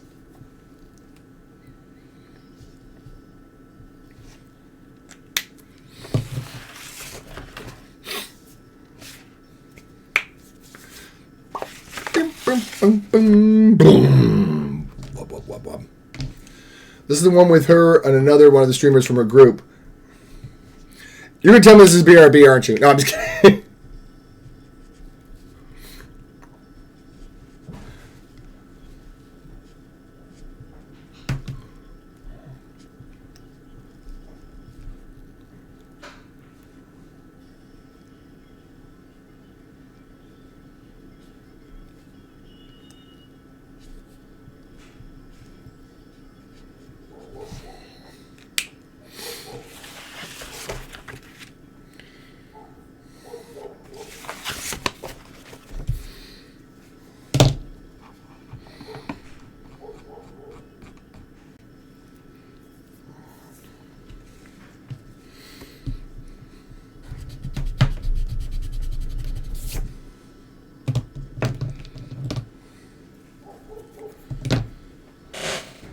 Wow. That's like the clearest message of the whole song. She cuts through all the energy. She goes, what'd she say? Don't buy the hand that feeds you if it's holding a knife. Wow.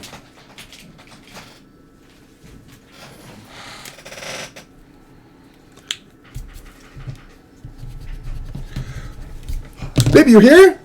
Yeah. Hi, I didn't even hear you come in.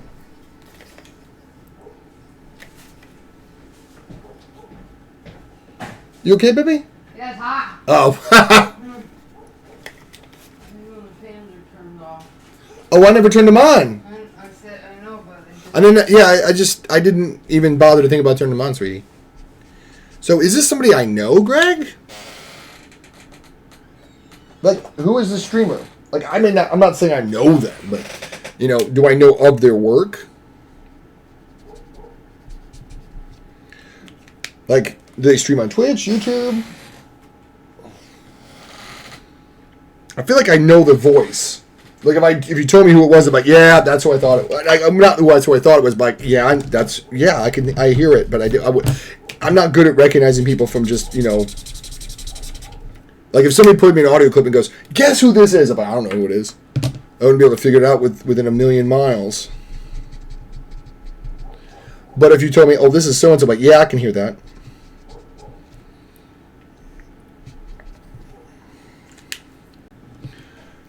VTuber. I don't know them, actually.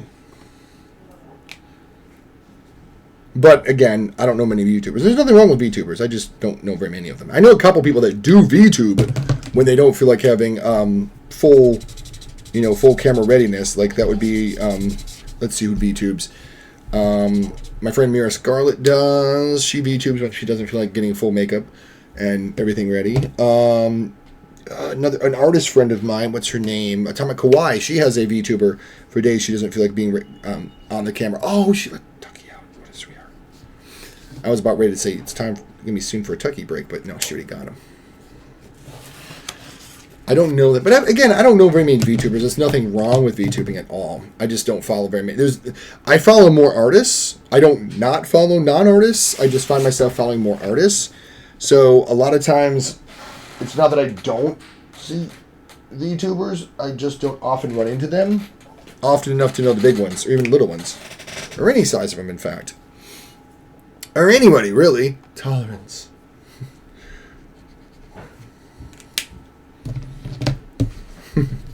You can pull out if you want to. That's what she said, or he, or anybody really. Tolerance.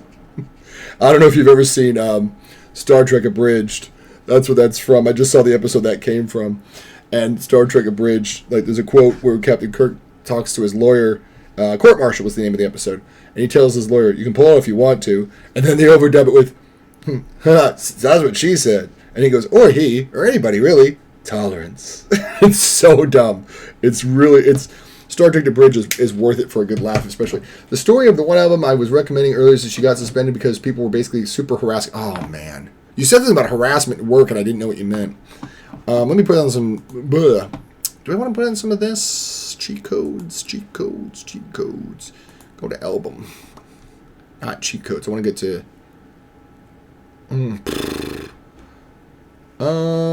Sometimes it's not rated as explicit. No, it does have the... Aquamarine, I've checked the lyrics, is fine. The story of one album I was recommending earlier is that she got suspended. People were basically super harassing for the company. The company kind of shut her down, and all the rage was for the situation, along with her dealing with the thoughts of having to be under a very strict rule system. She ended up very frustrated and put out all the frustration into those 4 songs for the album. I don't blame her.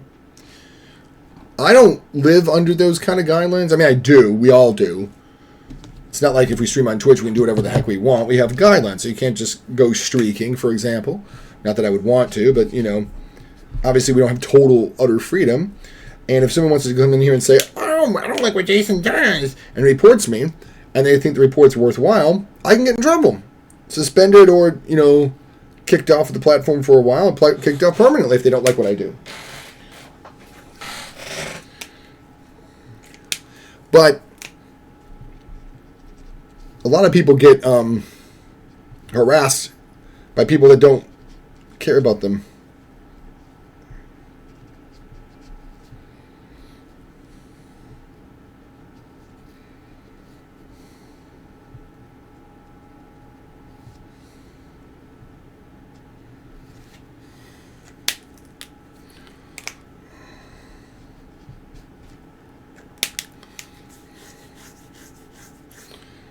Golly. I'm a DM the whole blurb because the whole story is the reason why she's my favorite YouTuber. Yeah. It's more than, oh, she's cute. Like, she's talented and took out the frustration, pushed it into more work. Yeah. To me, that's what it is. When people, I hate to use the cliche, when you find yourself under pressure and turn yourself into a diamond, you know? I saw this rather sad video on YouTube today. I mean, Instagram was recommended for me. Don't know why, but it was recommended for me. And this young lady, she did this sleight of hand trick. Like, right there on you. She goes like this with her hands and does a sleight of hand trick. She goes, and still I got people saying, oh, you're only famous on Instagram because you have boobs. And she just pulled off an amazing sleight of hand trick live on video. And it's like, seriously. She's a talented musician, but because she's got curves, that's what made her famous, supposedly.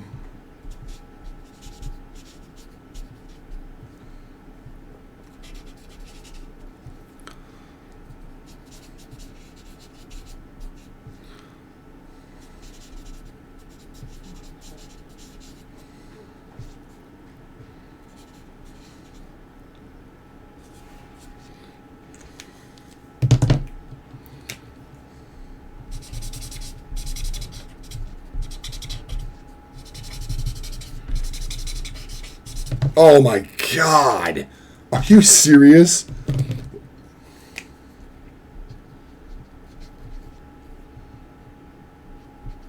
This is what I love about this guy. Go back to their past life online. Turns out she was doing the same things, and it shows that they would care about it. Work they care about is the work they make, and I respect that. Yeah.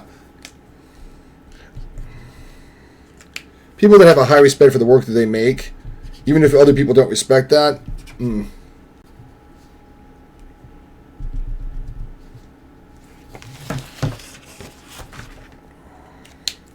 I gotta let that dry, and then I can add some more dimension to that.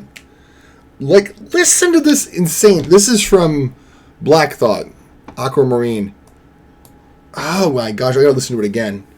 Like, I hate to do a replay, but my gosh. One of the all-time great bus drivers. No, that's from a different song. That's from Bus Driver, not from. Down when I close my eyes. Everything's moving around. Understand.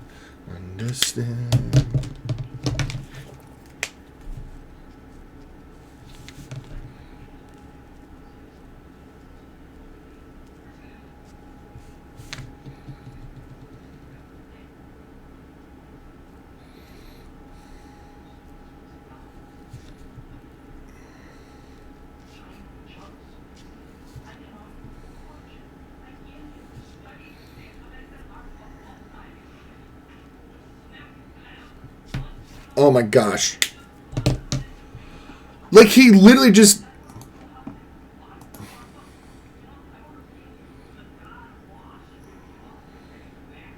Saying just that's like, I'll come from amoebas. The neighborhood preacher said we come from amoebas. He's literally talking about evolution versus creationism. He's literally saying, the biologist says we evolved. The other person says we.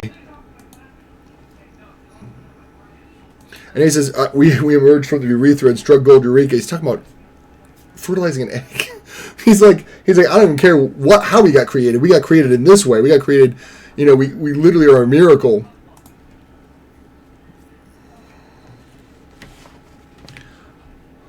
I love whether the scorpion or the frog, the nature of the creature. You know what he's talking about? He's talking about the parable, the fable of the scorpion and the frog that gets on the scorpion's back to go across the river, and the scorpion stings the frog and goes, why would you do this? We're both going to die because, I'm the one helping you steer. And the scorpion's like, what can I do? It's in my nature. That's what he's talking about. It's the nature of the beast.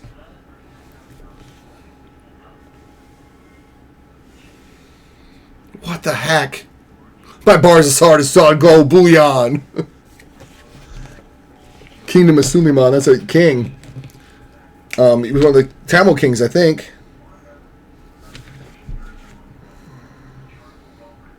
I'm a king. I'm dipped in God's black complexion. My goodness.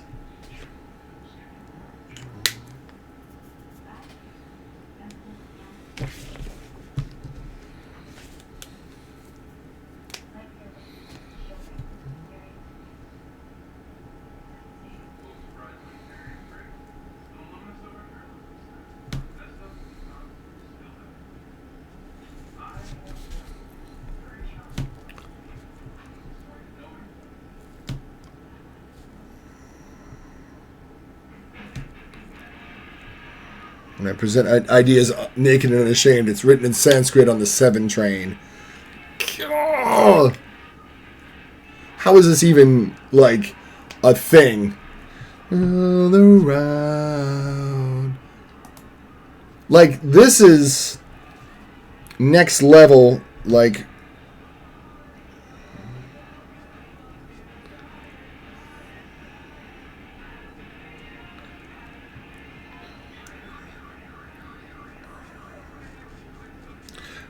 God.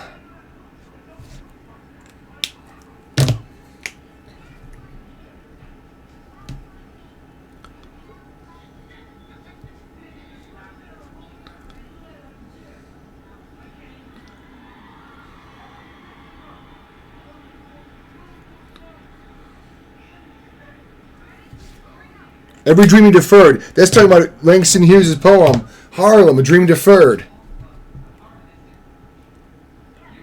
Wrinkle in Time. He's talking about Madeline L'Engle's book, The Wrinkle in Time.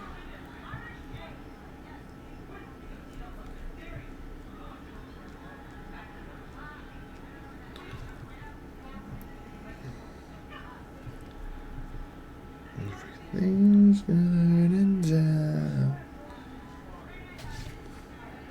That's not even fair. Like how much references he's doing in one freaking thing. Now I'm just thinking about things I got anxious energy telling me to do things. To me, I hate to say it, it's kind of the effect of listening to somebody who's this fiercely creative. I feel like that's why I listen to this stuff when I'm creating stuff, because this man is just spitting. I don't know if it's just because of this or just our conversations about stuff like this, but hearing his raw creative power makes me want to create. You know, just like I'll hear certain things. You know what I'm saying? He's insane.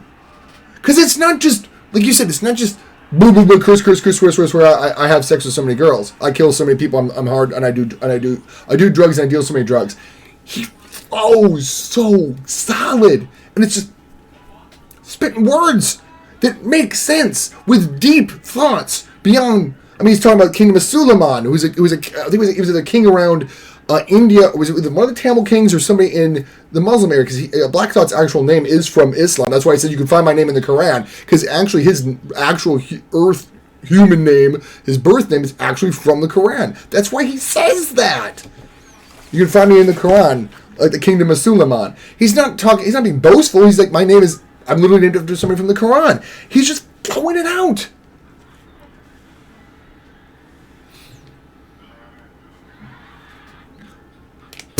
My witch doctor asked what's blocking my chakra. What the heck?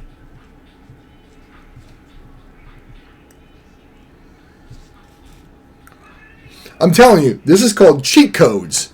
It's Black Thought. He's the MC for the Roots, the band that plays for Jimmy Fallon. Imagine having this guy on your stage playing your backup music every night. The man's a creative genius. In fact, I believe it was actually the Questlove. He goes, y'all are sleeping on this guy. He's the best rapper alive right now. Y'all sleeping on him. And so there's been people waiting on this album for a minute. And I'm like, I love it because it's Danger Mouse. Danger Mouse produced it.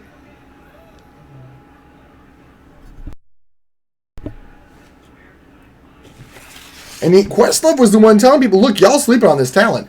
He's a mad talented rapper. The best one alive probably right now. Y'all sleeping on him. Though I end up sad because I feel like myself, no. But man, look at these art these people make. You can't compare. You might be a 4. Check out your Enneagram. I'll be right back. I'm going to check out Tucker.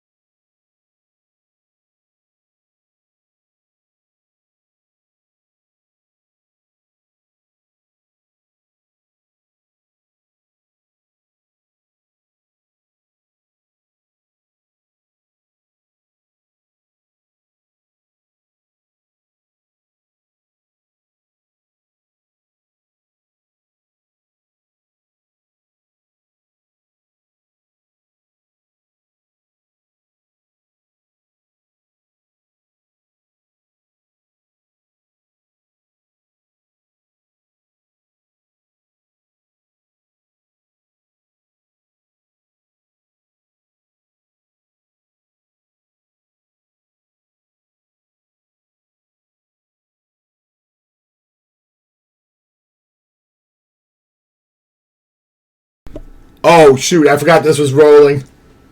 This one's got some bad words in it. We're at 10 o'clock, though. I wasn't realize this one was on. This one is bad. This one is probably the most vulgar. If we get rated, I'm pausing this one. Because it's A$AP Rocky and Run the Jewels.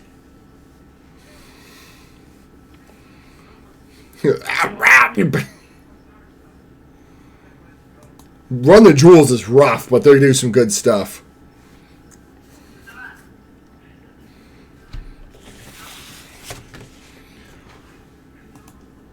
Normally I don't listen to this on stream, so whoops.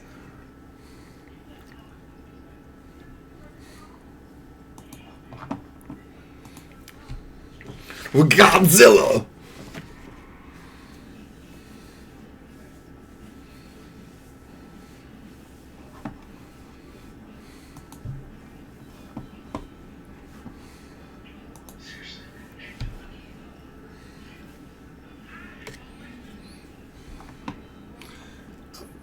Thank God they got Reagan with.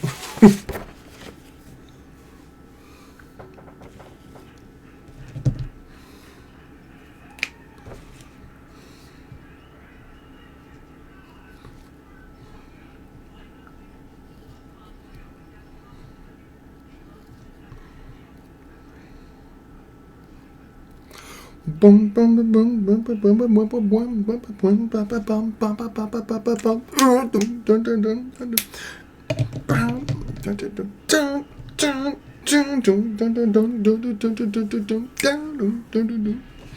They said normally I don't listen to something that rough, but I was out of the room and I wasn't paying attention. But that one's probably the most gangster this album gets. I mean, it literally is talking about a gangster. I mean, he's talking about, you want to talk smack? We'll deal with you. Which normally I don't listen to that kind of music, but that one was actually really well done.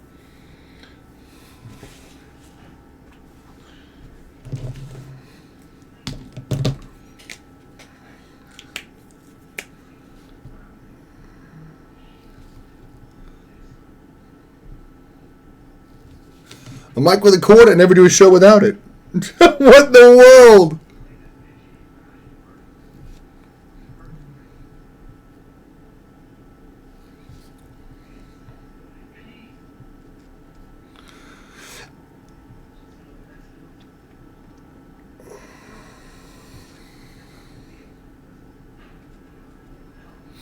This is where I tackle you and show you how the thunder sounds. Dang. He's like, I'll mess you up. I'll hit you so hard you'll hear thunder.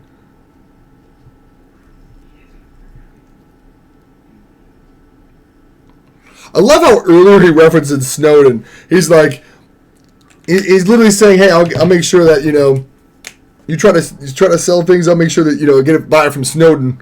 And I'm like, wait, he's literally talking about Snowden and how he blew open that conspiracy. But, like, he let people know, hey, people were, the U.S. government was spying on us more than we knew. And he's talking about, like, how he's like, don't worry, I'll get that from, like, how Snowden got it. And I'm like, are you kidding me? Put you in a body bag, kick around. Oh, my gosh.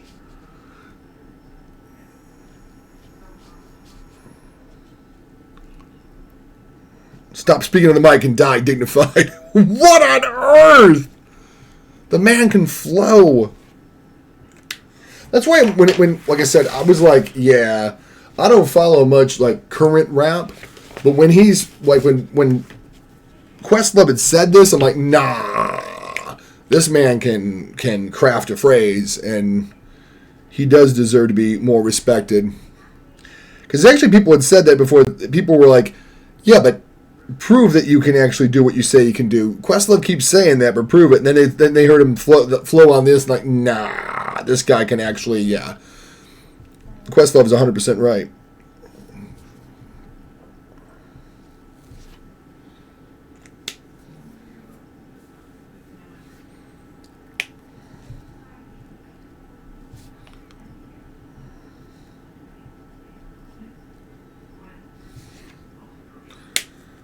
Oh, that's what I wanted to hear from the other one. 1 whip, 2 whip, red whip, blue whip. It's Dr. Seussed it. You don't count what's in the clip, you just blast.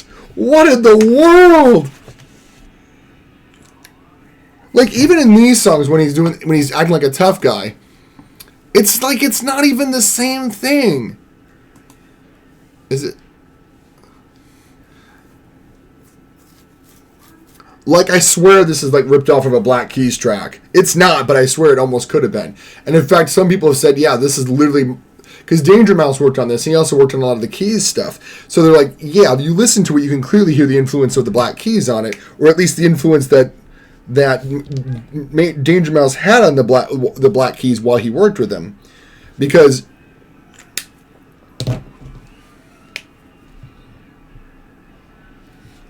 I'm like Thelonious with an underground piano. It's about Thelonious Monk. Thelonious Monk.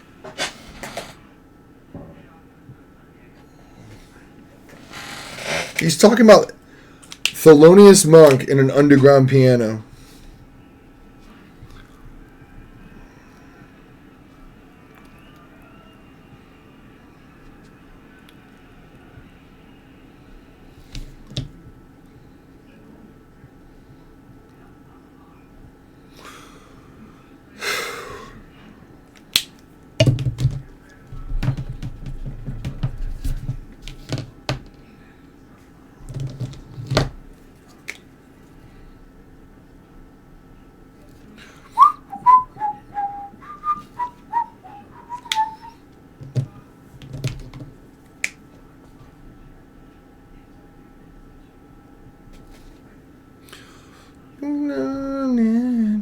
Shine a light.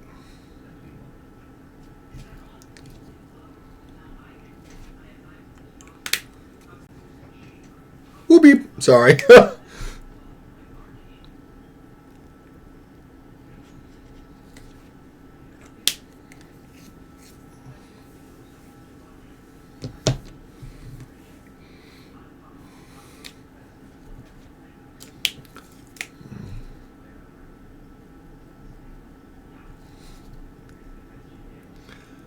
I know. I'm waiting on the ad to end.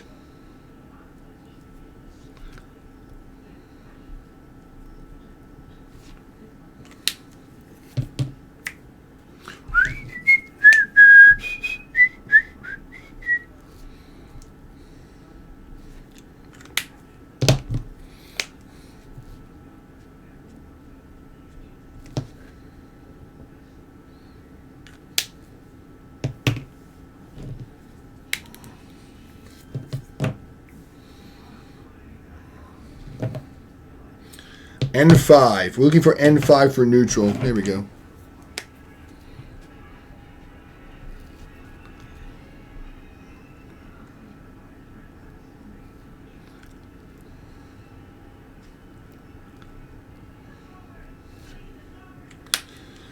We're doing anything for the eclipse tomorrow? That's what I want to figure out.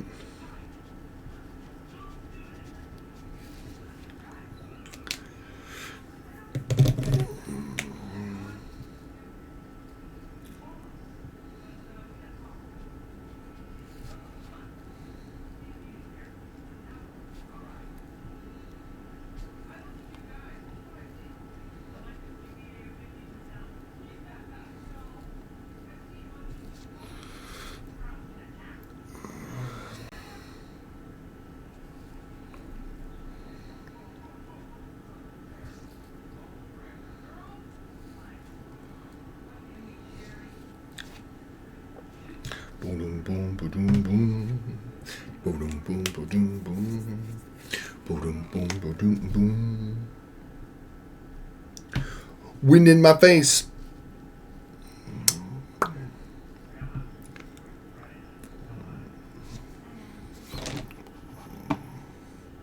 And then waiting to the bag break. I got no more business coming in Lot's place. Told me not to stop.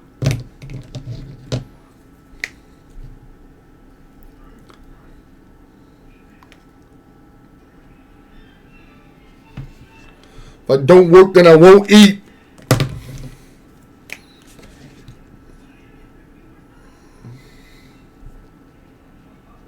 Stop.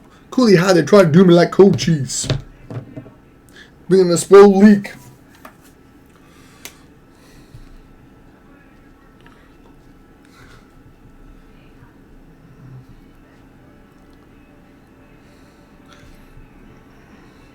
Philly ain't known for cheesesteak sandwiches only. I love it. I got everybody mean mugging like Nick Nolte, but nah.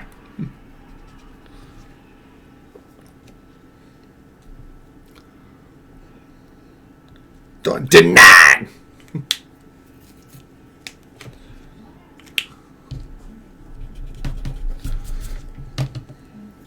To his side.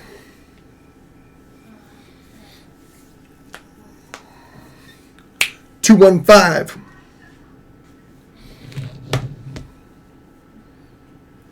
Praise the Lord. That I just swore I'm Agent Orange.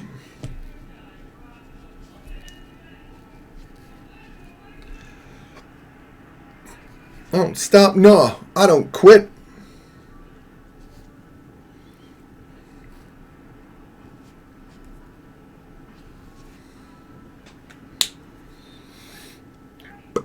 Boom, boom, boom, boom, boom. Ooh. Mmm.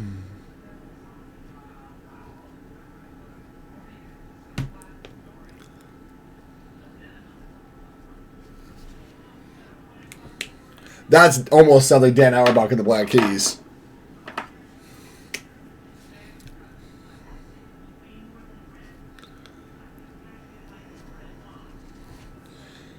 It almost sounds like him. Is tomorrow the eclipse?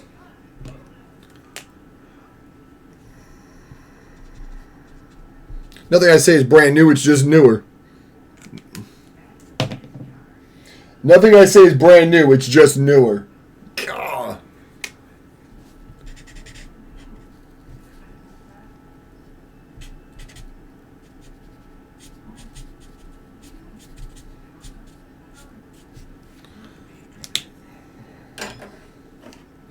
Hey, I'm DMing a friend about who streams it I'm in, and I sent her a pic of the dog. You're saying, ooh, he's pretty. Oh, nice. That was nice of you. That was sweet. That was kind of sweet of you. That sounds like I'm weird. I do think that's a nice gesture, though. That's kind of cool. I do the same thing. I'll be like, I'm watching the stream. Want to see what I'm doing? What I'm watching? That kind of a thing. Oh, chips from the deli. What the heck?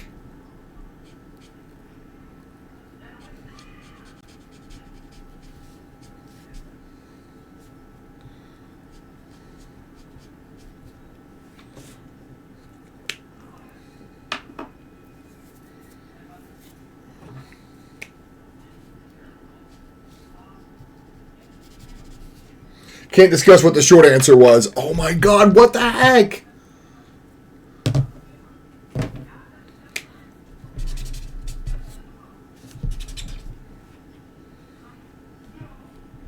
Maybe I better change my music if they drop in. I don't know if they listen to this, guys. I do listen to this like off stream. Like I've said before. I do want to change it though. I don't know what I listen to, but I feel like this is the right vibe, maybe not the right album. I'm trying to think of a good Doom track. Is there a good Doom track? Let me look at my NSFW.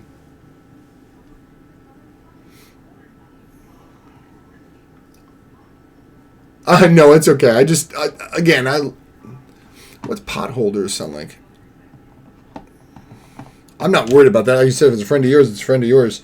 Meaning that they have probably, they understand what kind, swearing. Right? Come on, Fleeting Felix 29. No, I know exactly what I was going to say. It's like, I think you're comfortable with that. Or we have a mutual friend. I'm just trying to find something that, a little bit more tame. What we got from Doom here? I already listened to All Caps. I don't want to listen to it twice. There was one I wanted to listen to, and I can't remember what it was. I was listening to it at work, and I'm like, I gotta listen to that later. What was it? I'll find it. But welcome on in. Oh, no, I want to listen to some Beck, too, unfortunately. But what else? Oh! What do I want to listen to? Don't let the sun touch you crying. I don't remember the name of the song. I gotta finish monitoring, but I followed. So, oh, did you follow? If you followed, I didn't see it pop up. I'm sorry if I missed it. I don't think I know anything. Becky doesn't swear too much. She does a couple songs that are weird. No, yeah, thanks for stepping on by, Fleeting. I don't see that you followed. Maybe you did and it just didn't pop up. But some of my bots aren't quite correct.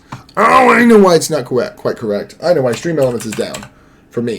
I have to re-log in again because I had to reset everything. So let me log in. I bet you that's what happened. Well, he can be. There we go. That should work.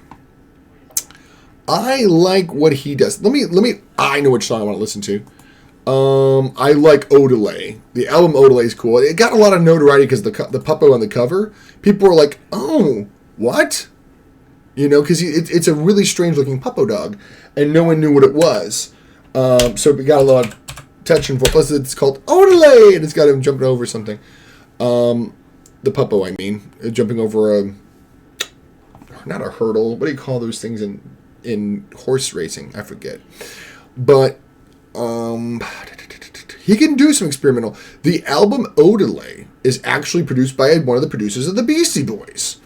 Let's play Where It's At. That's a good example of the kind of the feel of the Beastie Boys. I should go back checking out my jams playlist and see if there's anything else. Oh yeah, true.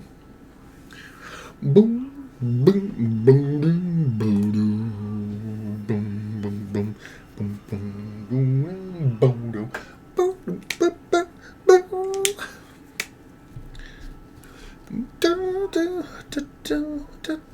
Two Horse Town.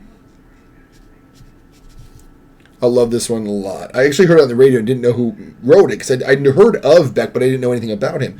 And then when I found it was Beck, I'm like, oh, so I guess I like him. Like I knew the name Beck, I didn't know what he'd made musically. So when I finally heard this song, I'm like, who made this song? And then I researched and found out it was Beck. I'm like, I like his music then.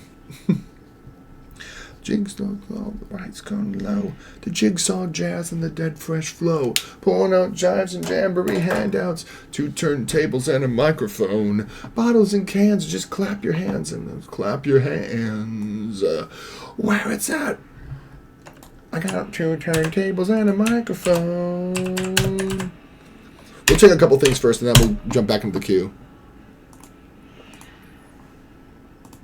We'll hold that. Oh, I gotta listen to that, yeah. I got 2 turntables and a microphone.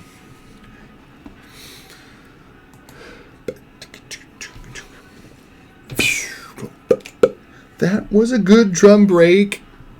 I love how he narrates like that was a good drum break. Members only. Yep.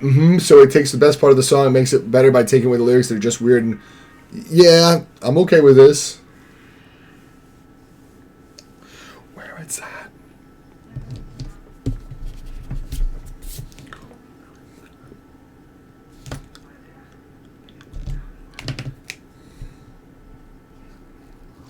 Boom, boom, boom, boom, boom, boom, boom. Always AC/DC. Let's make it out, baby.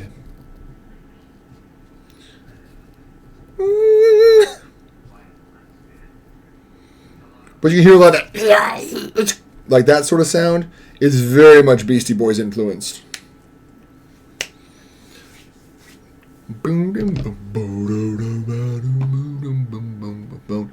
2 turntables and a microphone. 2 turntables and a microphone. 2 turntables and a microphone.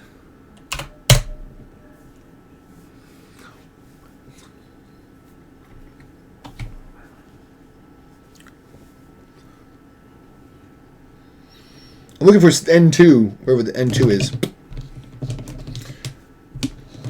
Oh, it's in there. I don't know what I'm saying. Two-horse town. Thank you, everybody.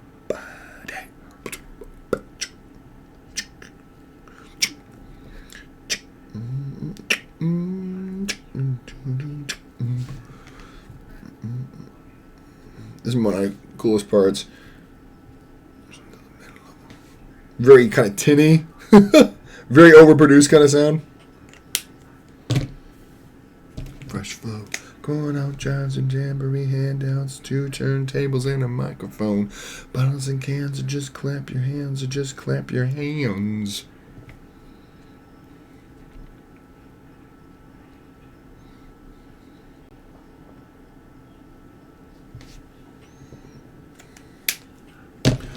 Boop, boop, boop. Da, da, da, da, da, da.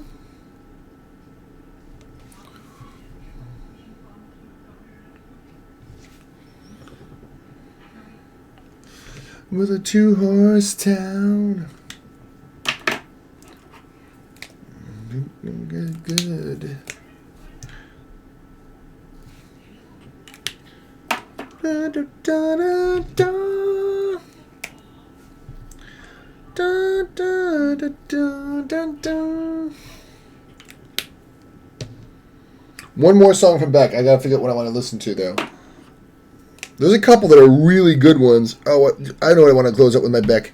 I know exactly what I'm going to close out with. The song I wish they had a Guitar Hero 5. And I've listened to this before, but I love it so much.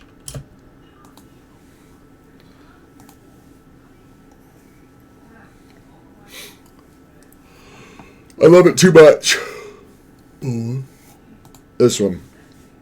Because it's so much more than what it is on the surface. It's 2 things at once. It's a song about global warming. It's also a song about a breakup. It's almost like he's saying, my ex-girlfriend is like Mother Earth being ticked at us before global warming. It's literally what this song is. It's neither a breakup song or a song about protest. It's both at once and neither only. Might look like that's okay. I'm about probably ready to raid out myself. I'm getting tired. I'm way past my time I usually get off. So, welcome on again, Big. You just missed. If you weren't already here, you probably just missed where it's at. But this is like literally, it's like a combination of. Is it a breakup song? Is it about global warming? It's both. And the heat waves calling your name. Did you have a good time on Tuesday? Yes, I did. My birthday was actually yesterday, but I didn't celebrate it until I celebrated Tuesday because I knew we'd be driving back home yesterday. That's why I'm so red in the face. It's all the sunburn from coming back. We got to go to a place called Gatorland I've never been to. It's literally like a gator habitat that helped rebuild the gator population when they were almost extinct in the 80s. And when I say they have gators, I mean they have gators. All ages. And there was a guy in the cages cleaning up, and there was 2 of them. Like, oh, so it takes 2 of you to clean, huh? My stepdad, Arlene's stepdad said. And the guy goes, yeah, it does take 2. I'm like, really? And he said, yeah. He says, last year I had to harvest her eggs, and she's never forgiven me. And he said it with dead seriousness. And I'm like, what? Yeah, they harvest the eggs so they can protect them, so they can raise them up and get more baby gators. But Mama Gator wasn't too happy about the removal of her babies, even though it was for their own safety. She never forgot the guy that cleaned the cage. And so now he has to have an escort because she remembers from a year ago when he took her eggs out. And I'm like, reptiles remember like that? Yeah, they remember like that. She never forgave him for harvesting his eggs, even though, again, it was to keep him safe. Yeah. So he has to go in with a bodyguard because she's never forgiven him for harvesting the eggs out of the enclosure last year. Gators never forget, apparently. slightly terrifying. Smarter than I thought a reptile would be. Honestly, I know they're not stupid, but that's far smarter than I thought. She's like, yeah, she's never forgiven me for collecting her eggs last year. And he again, didn't say with any note of irony or ha ha ha, just kidding, that's not true. He literally said it with a, yeah, I have to be careful because she don't like me. He literally said she hates me because I harvested her young last year. What in the world?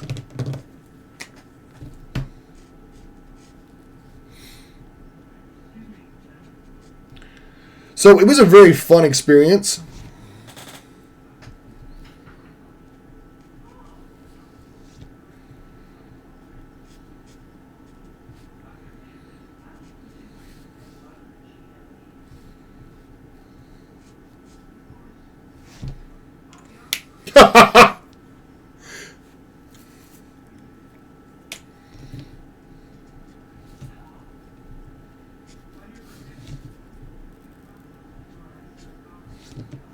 I don't know what to say. This is...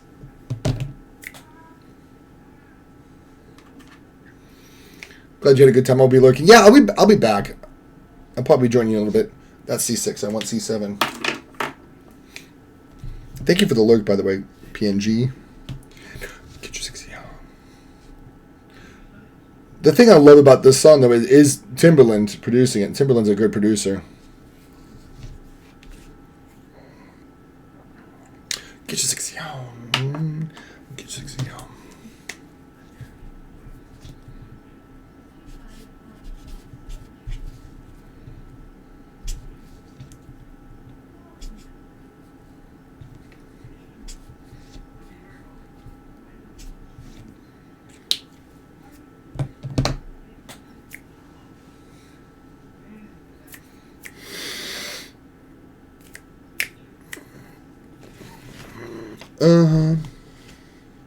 Guys, I've done it. I was coerced into it, but I did it. What have I done? I made a bracket for what's that thing called? Where's my C3? There it is. N3. I'm sorry, N3 is what I'm wondering. I made a bracket for sports ball. I never do that. My coworker's like, do it. You get a work incentive for doing it. I was like, okay, I'll do it. And I'm doing okay. For someone that has no knowledge of how to do these things, I have like 6 out of 8 picks correct. And I'm like, okay, well, I'm not a complete moron then.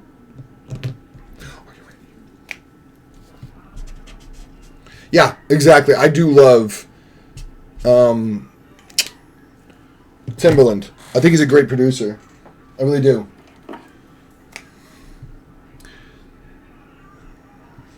Him and Mark Ronson are usually pretty solid in what they do. Calvin Harris, too. But then Calvin Harris, oh my God, could Calvin Harris... Calvin Harris's earlier stuff's a little misogynistic, I'm not going to lie. But now I listen to it with kind of a little bit of an irony, knowing he's probably shifted some of his attitudes. Because back then, it was swagger. Nowadays, it's considered poor taste. And like I said, I'm pretty sure he's shifted his tastes.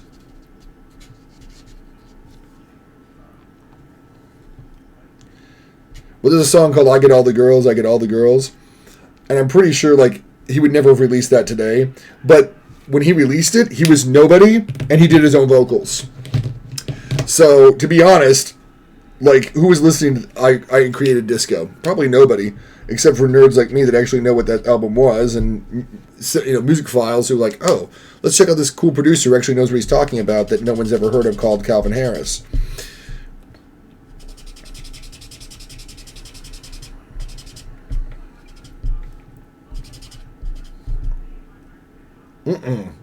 No, sir. No, sir, has too much soul. But there's a song... The Tame Impala song just comes off to me as an inside anthem. Like, oh, I'm friend zones. Oh, not the Sexy Back one. Not Sexy Back. You're talking about Tame Impala. Well, that I'm okay with. I don't know that. I was like, is Sexy Back considered... not incel. But, I don't know the Tame Impala song. Well, that's probably why I was like, Sexy Back is considered misogynistic? Maybe, I don't know.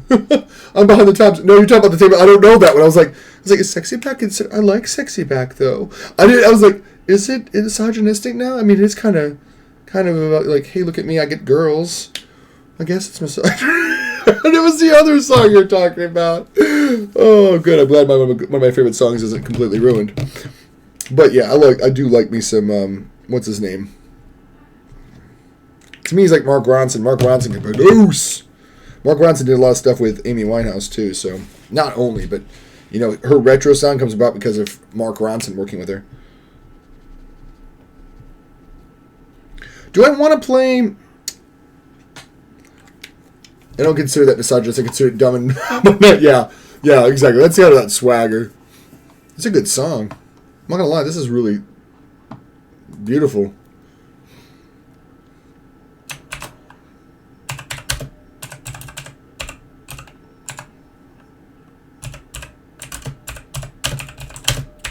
Maybe we'll listen to this as a closeout. God, it's dark, but it's beautiful.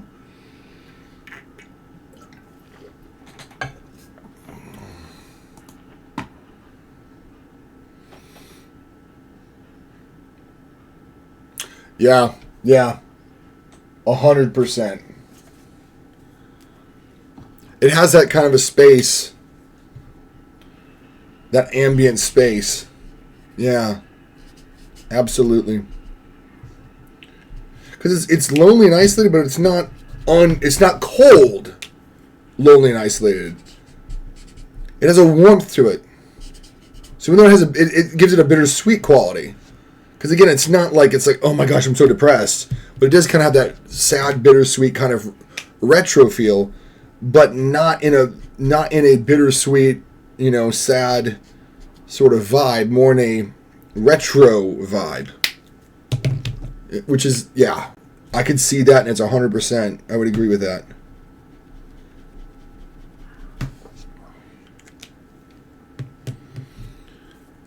Yeah, and this would be one of those haunting songs I would do the exact same to. I agree. We have a heavy request for Sam Woodyard. Unless there's a heavy request from me. Alright, we're going to do this. We're going to do this.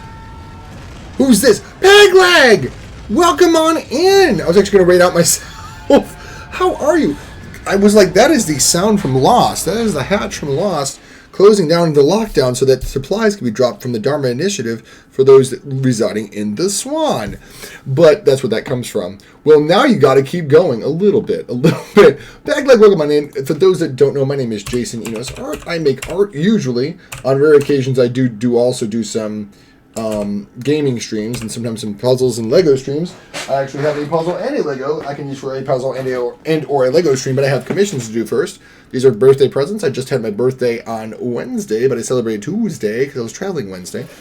But a little mini architecture of London, and then this wonderful reversible puzzle of Ellie and Carl from Up. That's the reverse, and that's the front side. So it's two-sided. So I'm looking forward to putting that together and seeing how that goes. 1,000 pieces. Or was it 2,000 because it's reversible? I don't think I'll do the puzzle on stream. I don't know, but I do have to do some things. Guys, welcome on in. Like I said, this is what I'm working on right now, which is this commission of this puppo, which is in Copic marker, which I've been working on for a couple weeks now, and trying to get 100%ed on it. Trying to get the 100% speed run. If you want to see the VODs of it, the VODs of it are on YouTube, actually, under Jason Enos Art. Can I put YouTube? Is that a command? If you want to see the past work and how the progress worked. Does that work? Is that a command? No, it's not a command. But it's just my name. You can look for Jason Enos Art and find the most recent videos, and you'll see this. Pegleg, what are you working on? What were you working on tonight? This is Calvin Harris before Calvin Harris was known as Calvin Harris. This is Calvin Harris. It was acceptable in the 80s. Oh, thanks, Pegleg. I took a bit of a break to celebrate my birthday. So it's a little bit further behind than where I wanted to be, but we're getting there.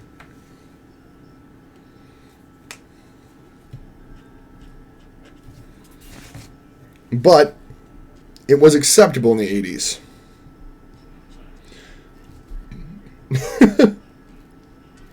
It was acceptable at the time.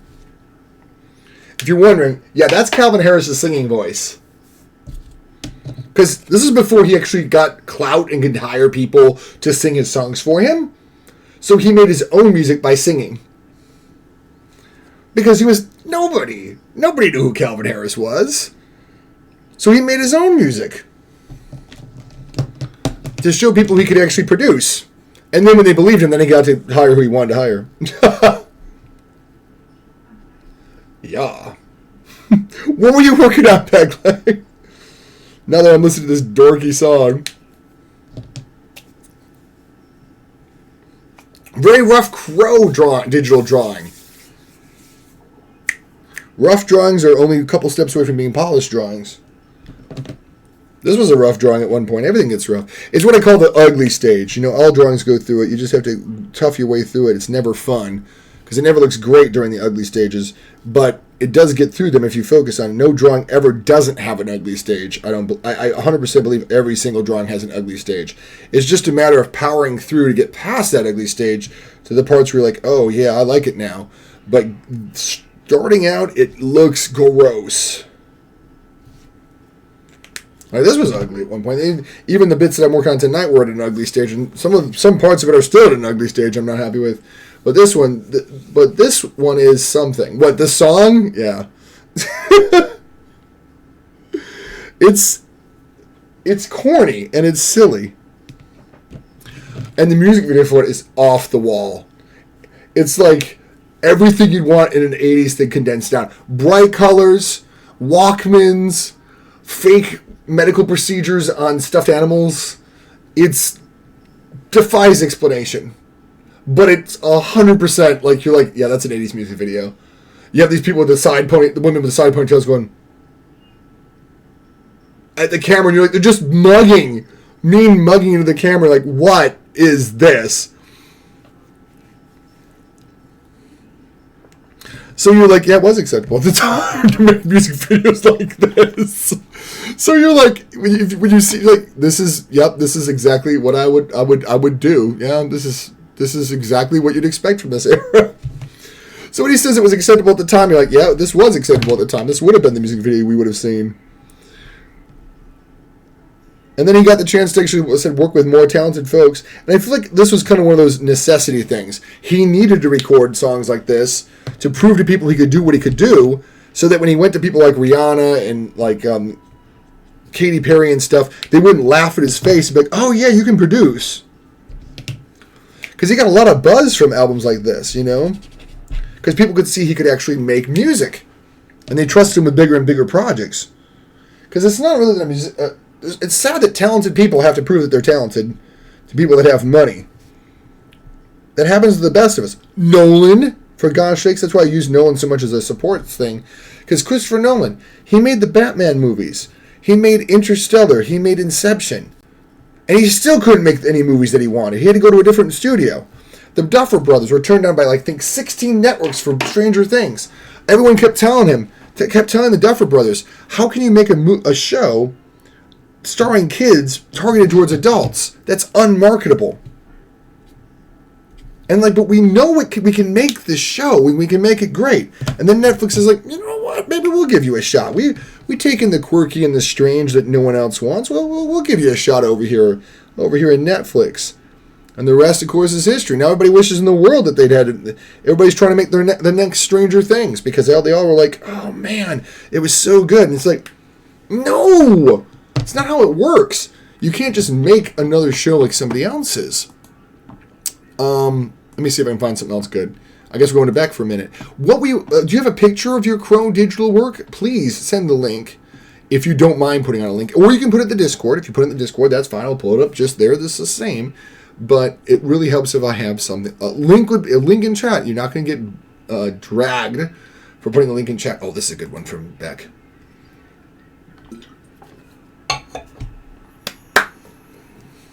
Every single time I've seen someone do what someone else does, it fails. Yep. I saw an interesting video last night, most of last night, which talked about Saltburn, and the woman was like, Saltburn is just a lowbrow version of the talented Mr. Ripley. Fight me. And she went through the points, and I'm like, oh, I did feel like I was watching the talented Mr. Ripley when I saw Saltburn. And the thing is, she's like, I don't even care if you use elements of talented Mr. Ripley. The problem is it's a better movie, and you don't even acknowledge you ripped it off. And I'm like, oh, she's kind of right. Hang your clothes on a Chong fence in a junkyard, say amen. My mouth is full of worthless things and broken sentences. In the background, holding nothing, Henry's useless, pretending with his bare hand, holding nothing. It's in the disco. It's in the Discord, but you really don't need. Oh, pfft. Tie my leg to a parakeet with a plastic hand grenade. He tried to turn emotion into noise. Need a teleprompter for my life. To the night, my body can't get no relief. And this life goes by fast. I'm treading water with the past, trying to reanimate something that you can't understand.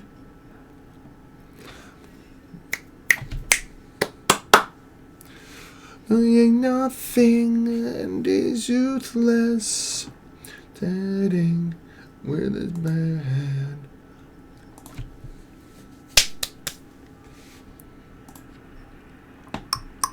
You know what this reminds me of? German Expressionism. I don't know if that's what you're going for, but that's what I'm feeling. German Expressionism. Saying nothing is useless.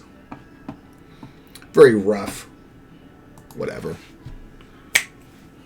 I like how you mostly keep it a plain color scheme, but then I also look right here. It's not quite plain. You got a little bit of red going in there. Kind of. Is that gasoline I smell? I don't know enough about the Crow to understand the reference, but I'm sure it's a reference. But what I'm really liking, like I said, is that German Expressionist feel. If you know what I'm talking about with German Expressionism, I almost feel like you do. German Expressionism, Tim Burton's Playground, is literally is a school of thought. And actually, some of German Expressionism influenced the Joker from Batman. Because Conrad Veidt, I think it was the face that the man who laughs, I think was who played it. And his like grin was what inspired the Joker's terrifying face in the original Batman illustrations. And German Expression, especially the Cabinet of Dr. Caligari. I gotta turn that down because it's in my face. But German Expressionism. If you all don't know German, this is pretty much German Expressionism in a nutshell. This is what I was thinking of was Cabinet of Dr. Caligari. This is also very German Expressionist. Very German Expressionist. Very German Expressionist. Like, these are like 100%. This is terrifying. But this kind of feeling. Oh, is George Grow considered German Expressionist? Some of this stuff is terrifying. Is it George Grows? I can't remember if he was German Expressionist. Now I'm going on a rabbit trail. This guy was amazing, though. He almost bends to it, but he's more caricature. But he was such a biting satirist. But I feel like he borrowed from German Expressionists without hitting it right on the head. But you can see like this guy here, Mr. Skelly face over here, and some of these guys are downright terrifying. Look at these people. Like, some of these people are downright... No, not that. Some of these people are downright terrifying. Look at these. Like, this guy here, Mr. Skelly face here, is terrifying. This guy here with a pug nose is ugly. He hated, like, these... Oh, that's going to be nudie stuff, I think. Let's not go down that far. But, there was nothing naked there, by the way. But he would satirize, like, German politicians and kind of and Nazism by making them look hideous and ugly. But a lot of that was he borrowed some of that from German Expressionism, but he wasn't a German Expressionist. No, you have to Google him on your own time. But not that for yours, Pegleg. It's 100% German Expressionist. Good gosh, that's terrifying. We won't zoom in on that one. That one will give you nightmares. George Grow gives you nightmares in general, but this stuff is like intense. But see, like stuff like this here, like this, and to a degree this, and also this, very much ties into what you're doing here. You know? So, you're like, oh, it's kind of not great. But I don't know if they were referencing that with The Crow, but a lot of goth culture kind of does pull from German Expressionist. And honestly, literally, if you watch Tim Burton if you watch German Expressionist film and go back and watch Tim Burton, you're like, he literally made a career out of rebirthing German Expressionism. Like, a lot of people are like, oh my god, Tim Burton's original. He is original, but a lot of what he did birthed in the 30s in German Expressionist film. Grosz, I believe. Yeah, George Grosz. Grosz, George Grosz. And there is literally one drawing where he has a guy, one of the people is wearing a chamber pot for a hat. Because he really slammed German politics and Nazis. Like, he would make them the most hideous caricatures of all time. This one is called, I forget what it says, but yeah, he would make these people look monstrous. It was super gothic in tone and atmosphere, but I just cheated and focused more on shot. No. Guess what German Expressionism was about, pal? There's boobs in one. I know, I told you. But the thing is, I'm telling you, yeah, but the thing is, he's also a master of line. Like, brittle lines, sharp lines. Open image, a new tab. I'm talking about Grow. No, don't open it like, no. You're supposed to open a new tab. This is the one I'm thinking of. Like, here are these people. Open image, a new tab. This is a Gross piece now, George Grow. But Stream Deck's available for an update. I want an update from Stream Deck. Here we go. This is one of his drawings. But here's these poor people. They're poor, literally poor. And here are these guys just dealing away money. Poker. And you got people on crutches, dirty kids, and these people are just like, hey, I'm going to deal with money. So literally, yeah, show me the reference. But again, he's the kind of guy that's like, he's showing these rich, powerful people dealing money, not giving a care to these poor people. So, but again, this is less expressionism, but I feel like he took elements of expressionism and slammed it into satire, but this is German expressionism.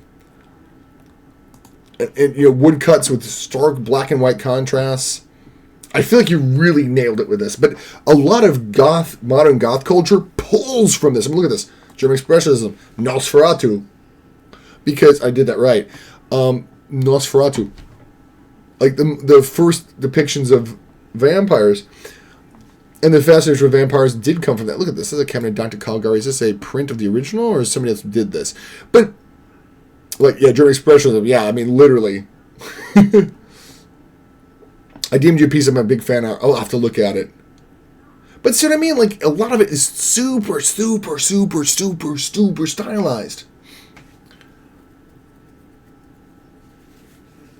I'll put it under the drawing. That's fine, please. No, don't delete it later. Don't delete it. Leave it in there. It helps for people to see what it is. Yeah. It's kind of tiny. But yeah. Like, I definitely see it. But I think, I feel like yours is an improvement on it. Because, okay, I know it's small. But it's also grainy. And it doesn't quite get the expression yours does. You know what I mean? Like, there's more emotion. Not that there's not emotion in this. But because you distilled it down, it's more expression. Expression, I hate to say it, but expressionist. Because it's German expressionism is kind of the accidental reference here. You, my friend Pegleg, need to be more proud of you. Thank you, Greg. Please tell this man. Because, you've got these little lines speaking thing he's going in, which is, again, where's it tie into? German Expressionism. Ba-ba-ba-ba-ba. Like I said, these lino cuts and stuff that are up here-ish. Like stuff like this. You see? Very aggressive line. Very aggressive line. Very aggressive lines. Look at this piece. You see? You can't really see it because my fat head's in the way. Oh. Pfft. But see? This must be an Egon Schickele piece, isn't it?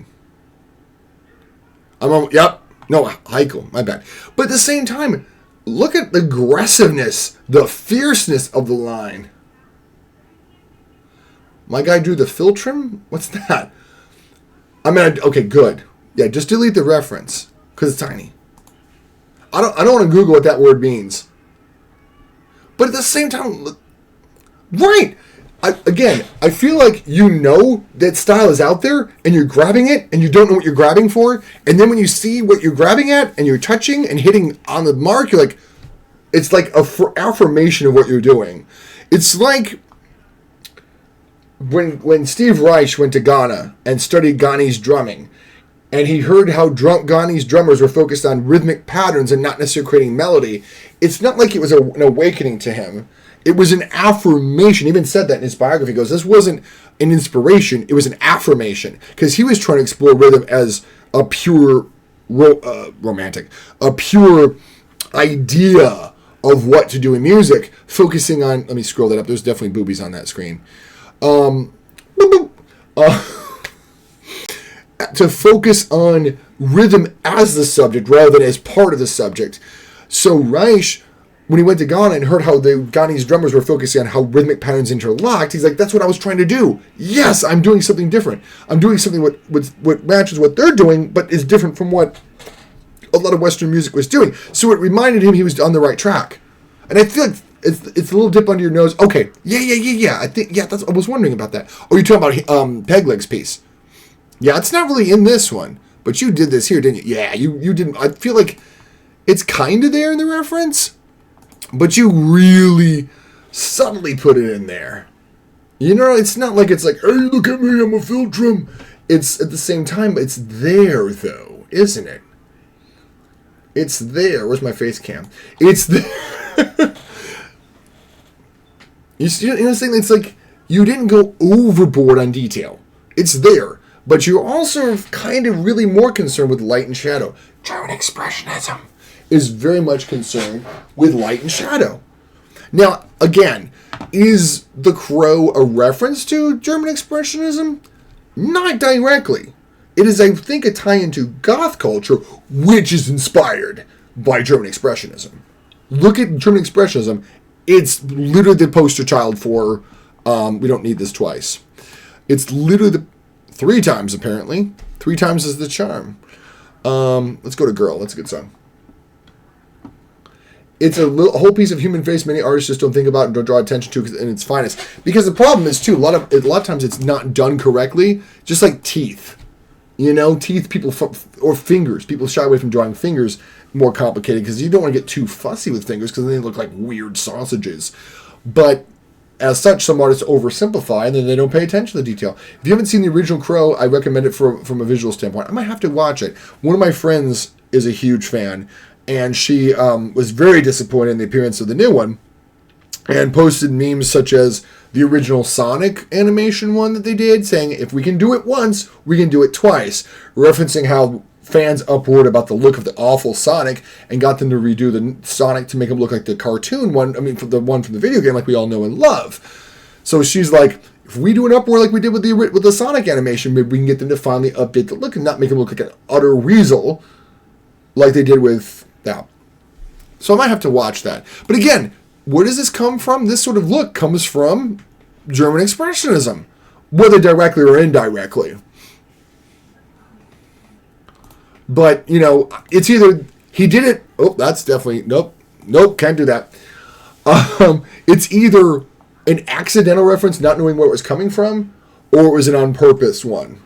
One of the two. It's either way, it was definitely inspired by German Expressionism. But Pegleg, thank you for sharing this. Guys, if you don't already follow that Pegleg, Link should be up there, or click on his name and hit follow. But also, I'm going to do this. Please don't tell me you did what I didn't do. You didn't do again. Please tell me you did not delete your Instagram. We've talked about this.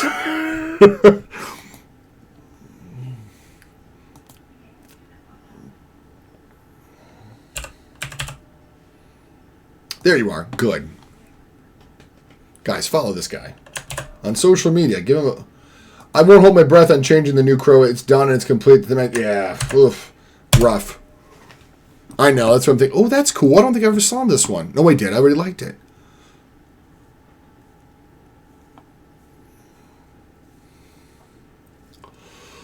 Yeah, please follow him. Yeah, I'm always watching. Make sure you're not deleting it this time. Don't delete your stuff. We all go through stuff, Dan. I'm not, you told me last time you rated and you were talking about that. I'm like, please don't delete your stuff, man. We got to find you. We can't find you if you're not on. And you make wonderful stuff. You really do. And like I said, I don't know if the original Crow knows that's what they were referencing was German Expressionism. Whether they knew it or not, that's what they were doing. Because sometimes we're not aware of the references. We're seeing it distilled down 2 or 3 times, and we're not perhaps aware of where it came from. But it did indeed come from somewhere else. I know a lot of people say, oh, you don't create in a vacuum. And that's true. No man is an island. And I feel like sometimes artists get this kind of, oh, but I made this. It's like, yeah, but you don't understand. You made it, but someone else made something very much like it before you. And there's nothing wrong with that either. But like I said, with the Crow, I'm like, did he know he was referencing German Expressionism? Or was it just a tribute to goth culture? Oh, that's a 9. I really messed that up, guys. That was supposed to be a C3, and I picked the wrong one and started using it. That's okay. We can fix that by doing this. We can use the... There we go. Is this... Yeah, that's wet enough. And that'll feather it out. It'll be all right. I deleted my stuff, and trust me, I feel so bad about losing all the work I put in. Exactly. You don't do that. I added back in the drawings. Oh, thank goodness. So The Crow was based on a gothy black and white comic. See, and I bet you that was based on German Expressionism. Without being a know-it-all. And again, sometimes people don't know they're referencing it. They've just seen something cool one time, and they knew they liked it, and it made a mental impression in the back of their head. And pound you out of my head. I can't think with you in there. And there's nothing wrong with that. No one's an island. We don't build on our own stuff. We've like Picasso, he was such a damn liar. Picasso was like, I never saw an African mask when I made images that look like African masks.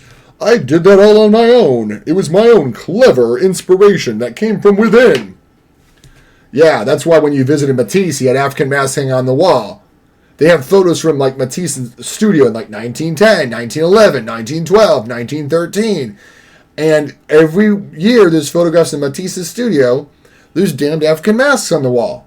And Picasso had to have visited between 1910 and 1913.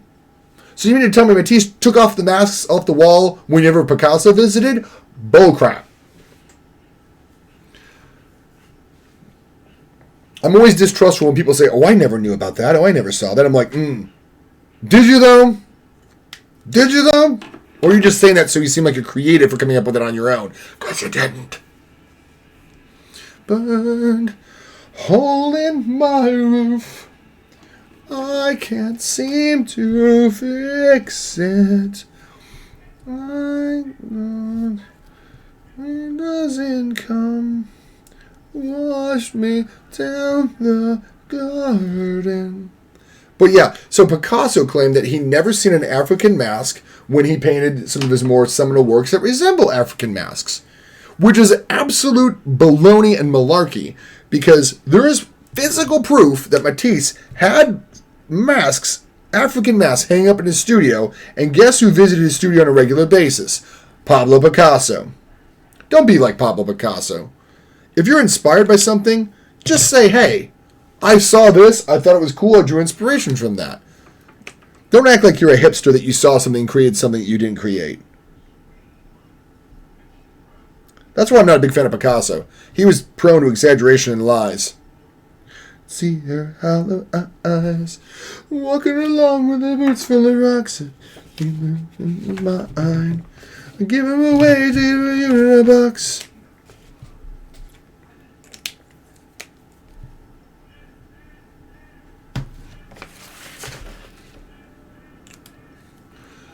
Well, don't be a liar. Where your inspiration in your sleep. Exactly. Everything comes from the subconscious somewhere. Exactly. That's why I give some leniency. Because some people may not be physically aware. I did a whole video on this, guys. There were people that claim that Shostakovich stole his Ninth Symphony, parts of his Ninth or 10th, no, or the 5th. Or is it the 11th? I don't remember. From Dmitri Shostakovich. Not Dmitri. From Franz Waxman's score from A Place in the Sun. I contest it was not from that, but that both of them had heard the fugue, which they would have heard, from Porgy and Bess, because Porgy and Bess had a performance in the Soviet Union, one of the few things that actually broke through the Iron Curtain, and Franz Waxman also would have known it. So I think both of them were inspired and wrote similar pieces, just happened to land on the same thing twice. So it's possible to land on the same thing twice. Like, I feel like it's going to happen. You're going to land on the same thing as other people. Especially if you have very similar inspiration. New tab to the right. I'll see if I can find it. Jason Enos Waxman. I'll play the excerpts. Here it is. It's Shostakovich's 11th Symphony, incidentally.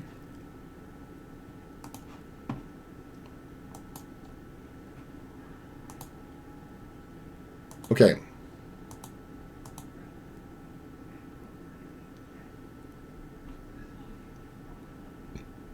So this is the Waxman from A Place in the Sun. This is the Shostakovich.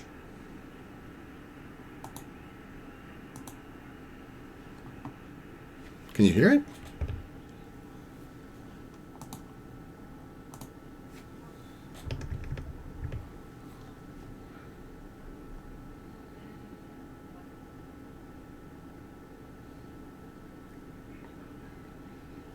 And this is Gershwin's from Porgy and Bess.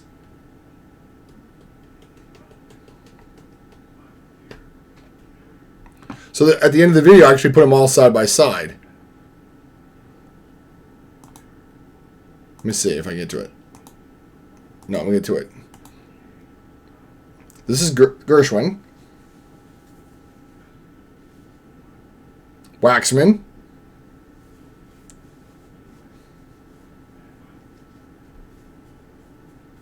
Shostakovich.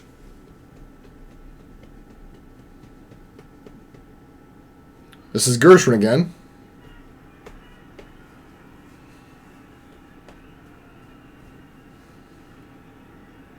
Waxman.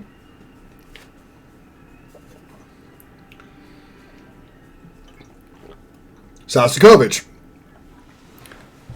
You can't tell me that they weren't inspired by each other. Did they intentionally rip each other's off? No, because there's been a lot of discussion because they don't think there's any way Shostakovich could have heard Waxman's score for A Place in the Sun because it was probably banned in the Soviet Union because the theme of the movie was decadent and Western.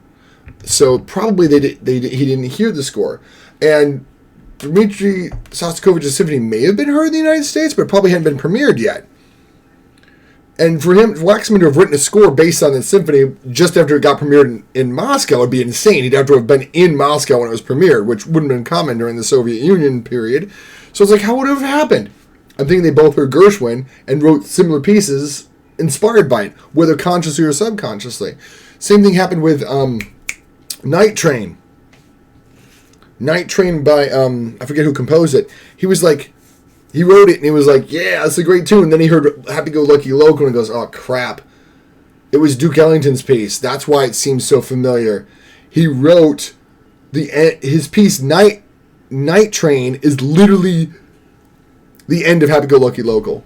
So he renamed his piece Night Train to basically, and then he credited Duke because he's like, I forgot. I didn't realize I'd accidentally stolen happy-go-lucky local. So he renamed his piece and gave Duke a credit in the piece because, again, he didn't realize he'd accidentally had referenced the piece. He was like, something seemed familiar about it. And then he was like, oh, crap. So exactly what you said, Peg. Like, everything comes from the subconscious somewhere. And that's fair. That's why I say I make allowances when people just go, oh, I can't remember where I saw this or I heard this. People may honestly just not remember. But then there's people like Picasso who try to seem hipster, like they hit on something and invented something when they clearly didn't. They invented the entire culture of African masks. Yeah. Just don't be a hipster about it. And if you don't remember where you got inspired from, that's okay too. Just don't be like a Picasso and lie like you don't know where it came from. There's no way Picasso didn't see African masks. There's no way. Not when he went daily to Matisse's studio and Matisse had African masks hanging on his walls. That's clearly an issue of he either had really crappy memory or he's lying. And I'm giving him liar. I'm giving him liar vibes. Because there's no way he didn't see African masks in Matisse's studio. There's no way.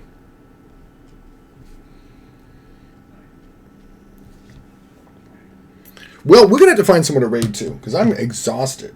And I have to work tomorrow at 9 a.m., which isn't too late. It's earlier in the day than I normally have to do.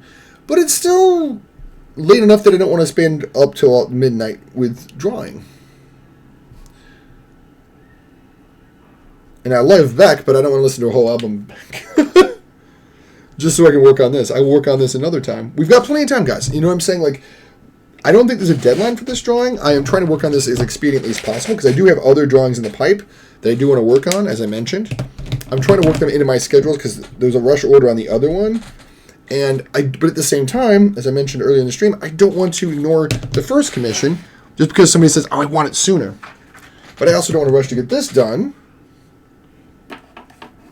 and skip things and make it not as great as it could be. I got to be what's the word I'm looking for? I have to figure out how I'm going to do this. Because again, I don't want to miss the opportunity to do the other piece, because that's, more income in my pocket. But also, like I said, I know it makes people unhappy if I work on a commission while I'm working on somebody else's. But, I got to take every opportunity I can get. But I also don't want to ignore, this piece is not going to get ignored so I can work on other things. No. I'm enjoying how this is coming as well. I'm loving how this is coming together. I feel like I haven't made much progress. Guys, always track your progress. Always save a photo at the end of your day so you can go back to your social media, click on it, and go, oh, I made tons of progress. I did. Like, this tongue was nothing on the 14th. Like, it's...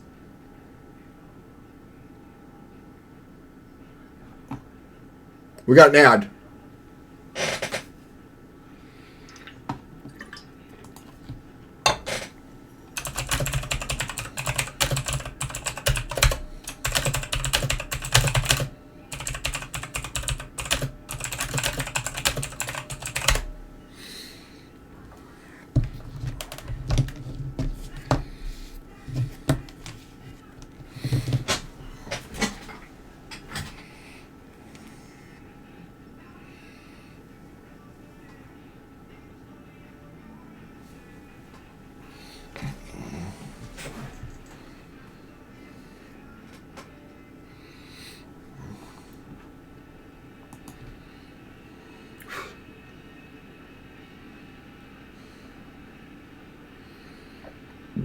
Excuse me. Jerk Condra's on. Freakmeister's on. Pewdie Pony's on.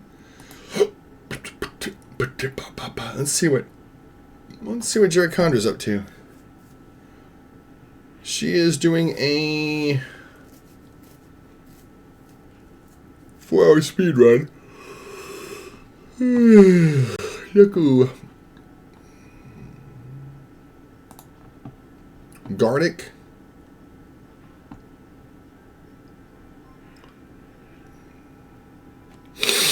You are pissing me off, Twitch. I'm trying to get to other people I can raid, and it keeps messing me up. I know I just raided... I can't raid Pegler because he raided me. I just rated another person, but they're not online. There's not many artists on. You know what? Maybe we'll rate somebody else that rated me a while back. Let's see if we can rate them.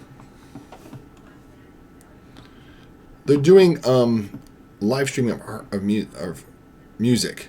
Let's go rate them and show them some love, huh? Because I never get a chance to rate them. Hopefully they're not counter rating.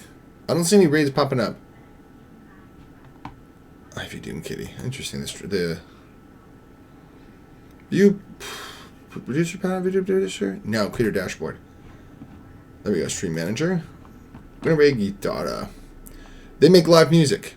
They rated us before. Let's go counter raid them. Make sure they're not gonna raid me back. No. Yeah, they've rated us before. Let's give them some love, guys. Guys, I'll be back Tuesday, and we'll get more pups done. And we're getting to the point where we're gonna need to get some of the greens for the background. We'll get that done. We're in a good place. Good night, everybody. I love you. Thank you for coming by. Thank you for giving me a great welcome back for my birthday. And thank you for the raid, Peg Leg. I appreciate it so much. And don't let I'm gonna be your number one pet man, so don't let yourself get down. I will make you realize you're making good stuff. Even if you don't understand it or believe it yet, you are making good stuff, my friend. Hell yes. Peace and joy. Hell yes. That's Christina Ricci saying peace and joy, by the way. 7 viewers. Let's go raid. Hell yes. I'll be back Tuesday. Love you guys. Bye. That's Christina Ricci. Promise. Look it up. Bye.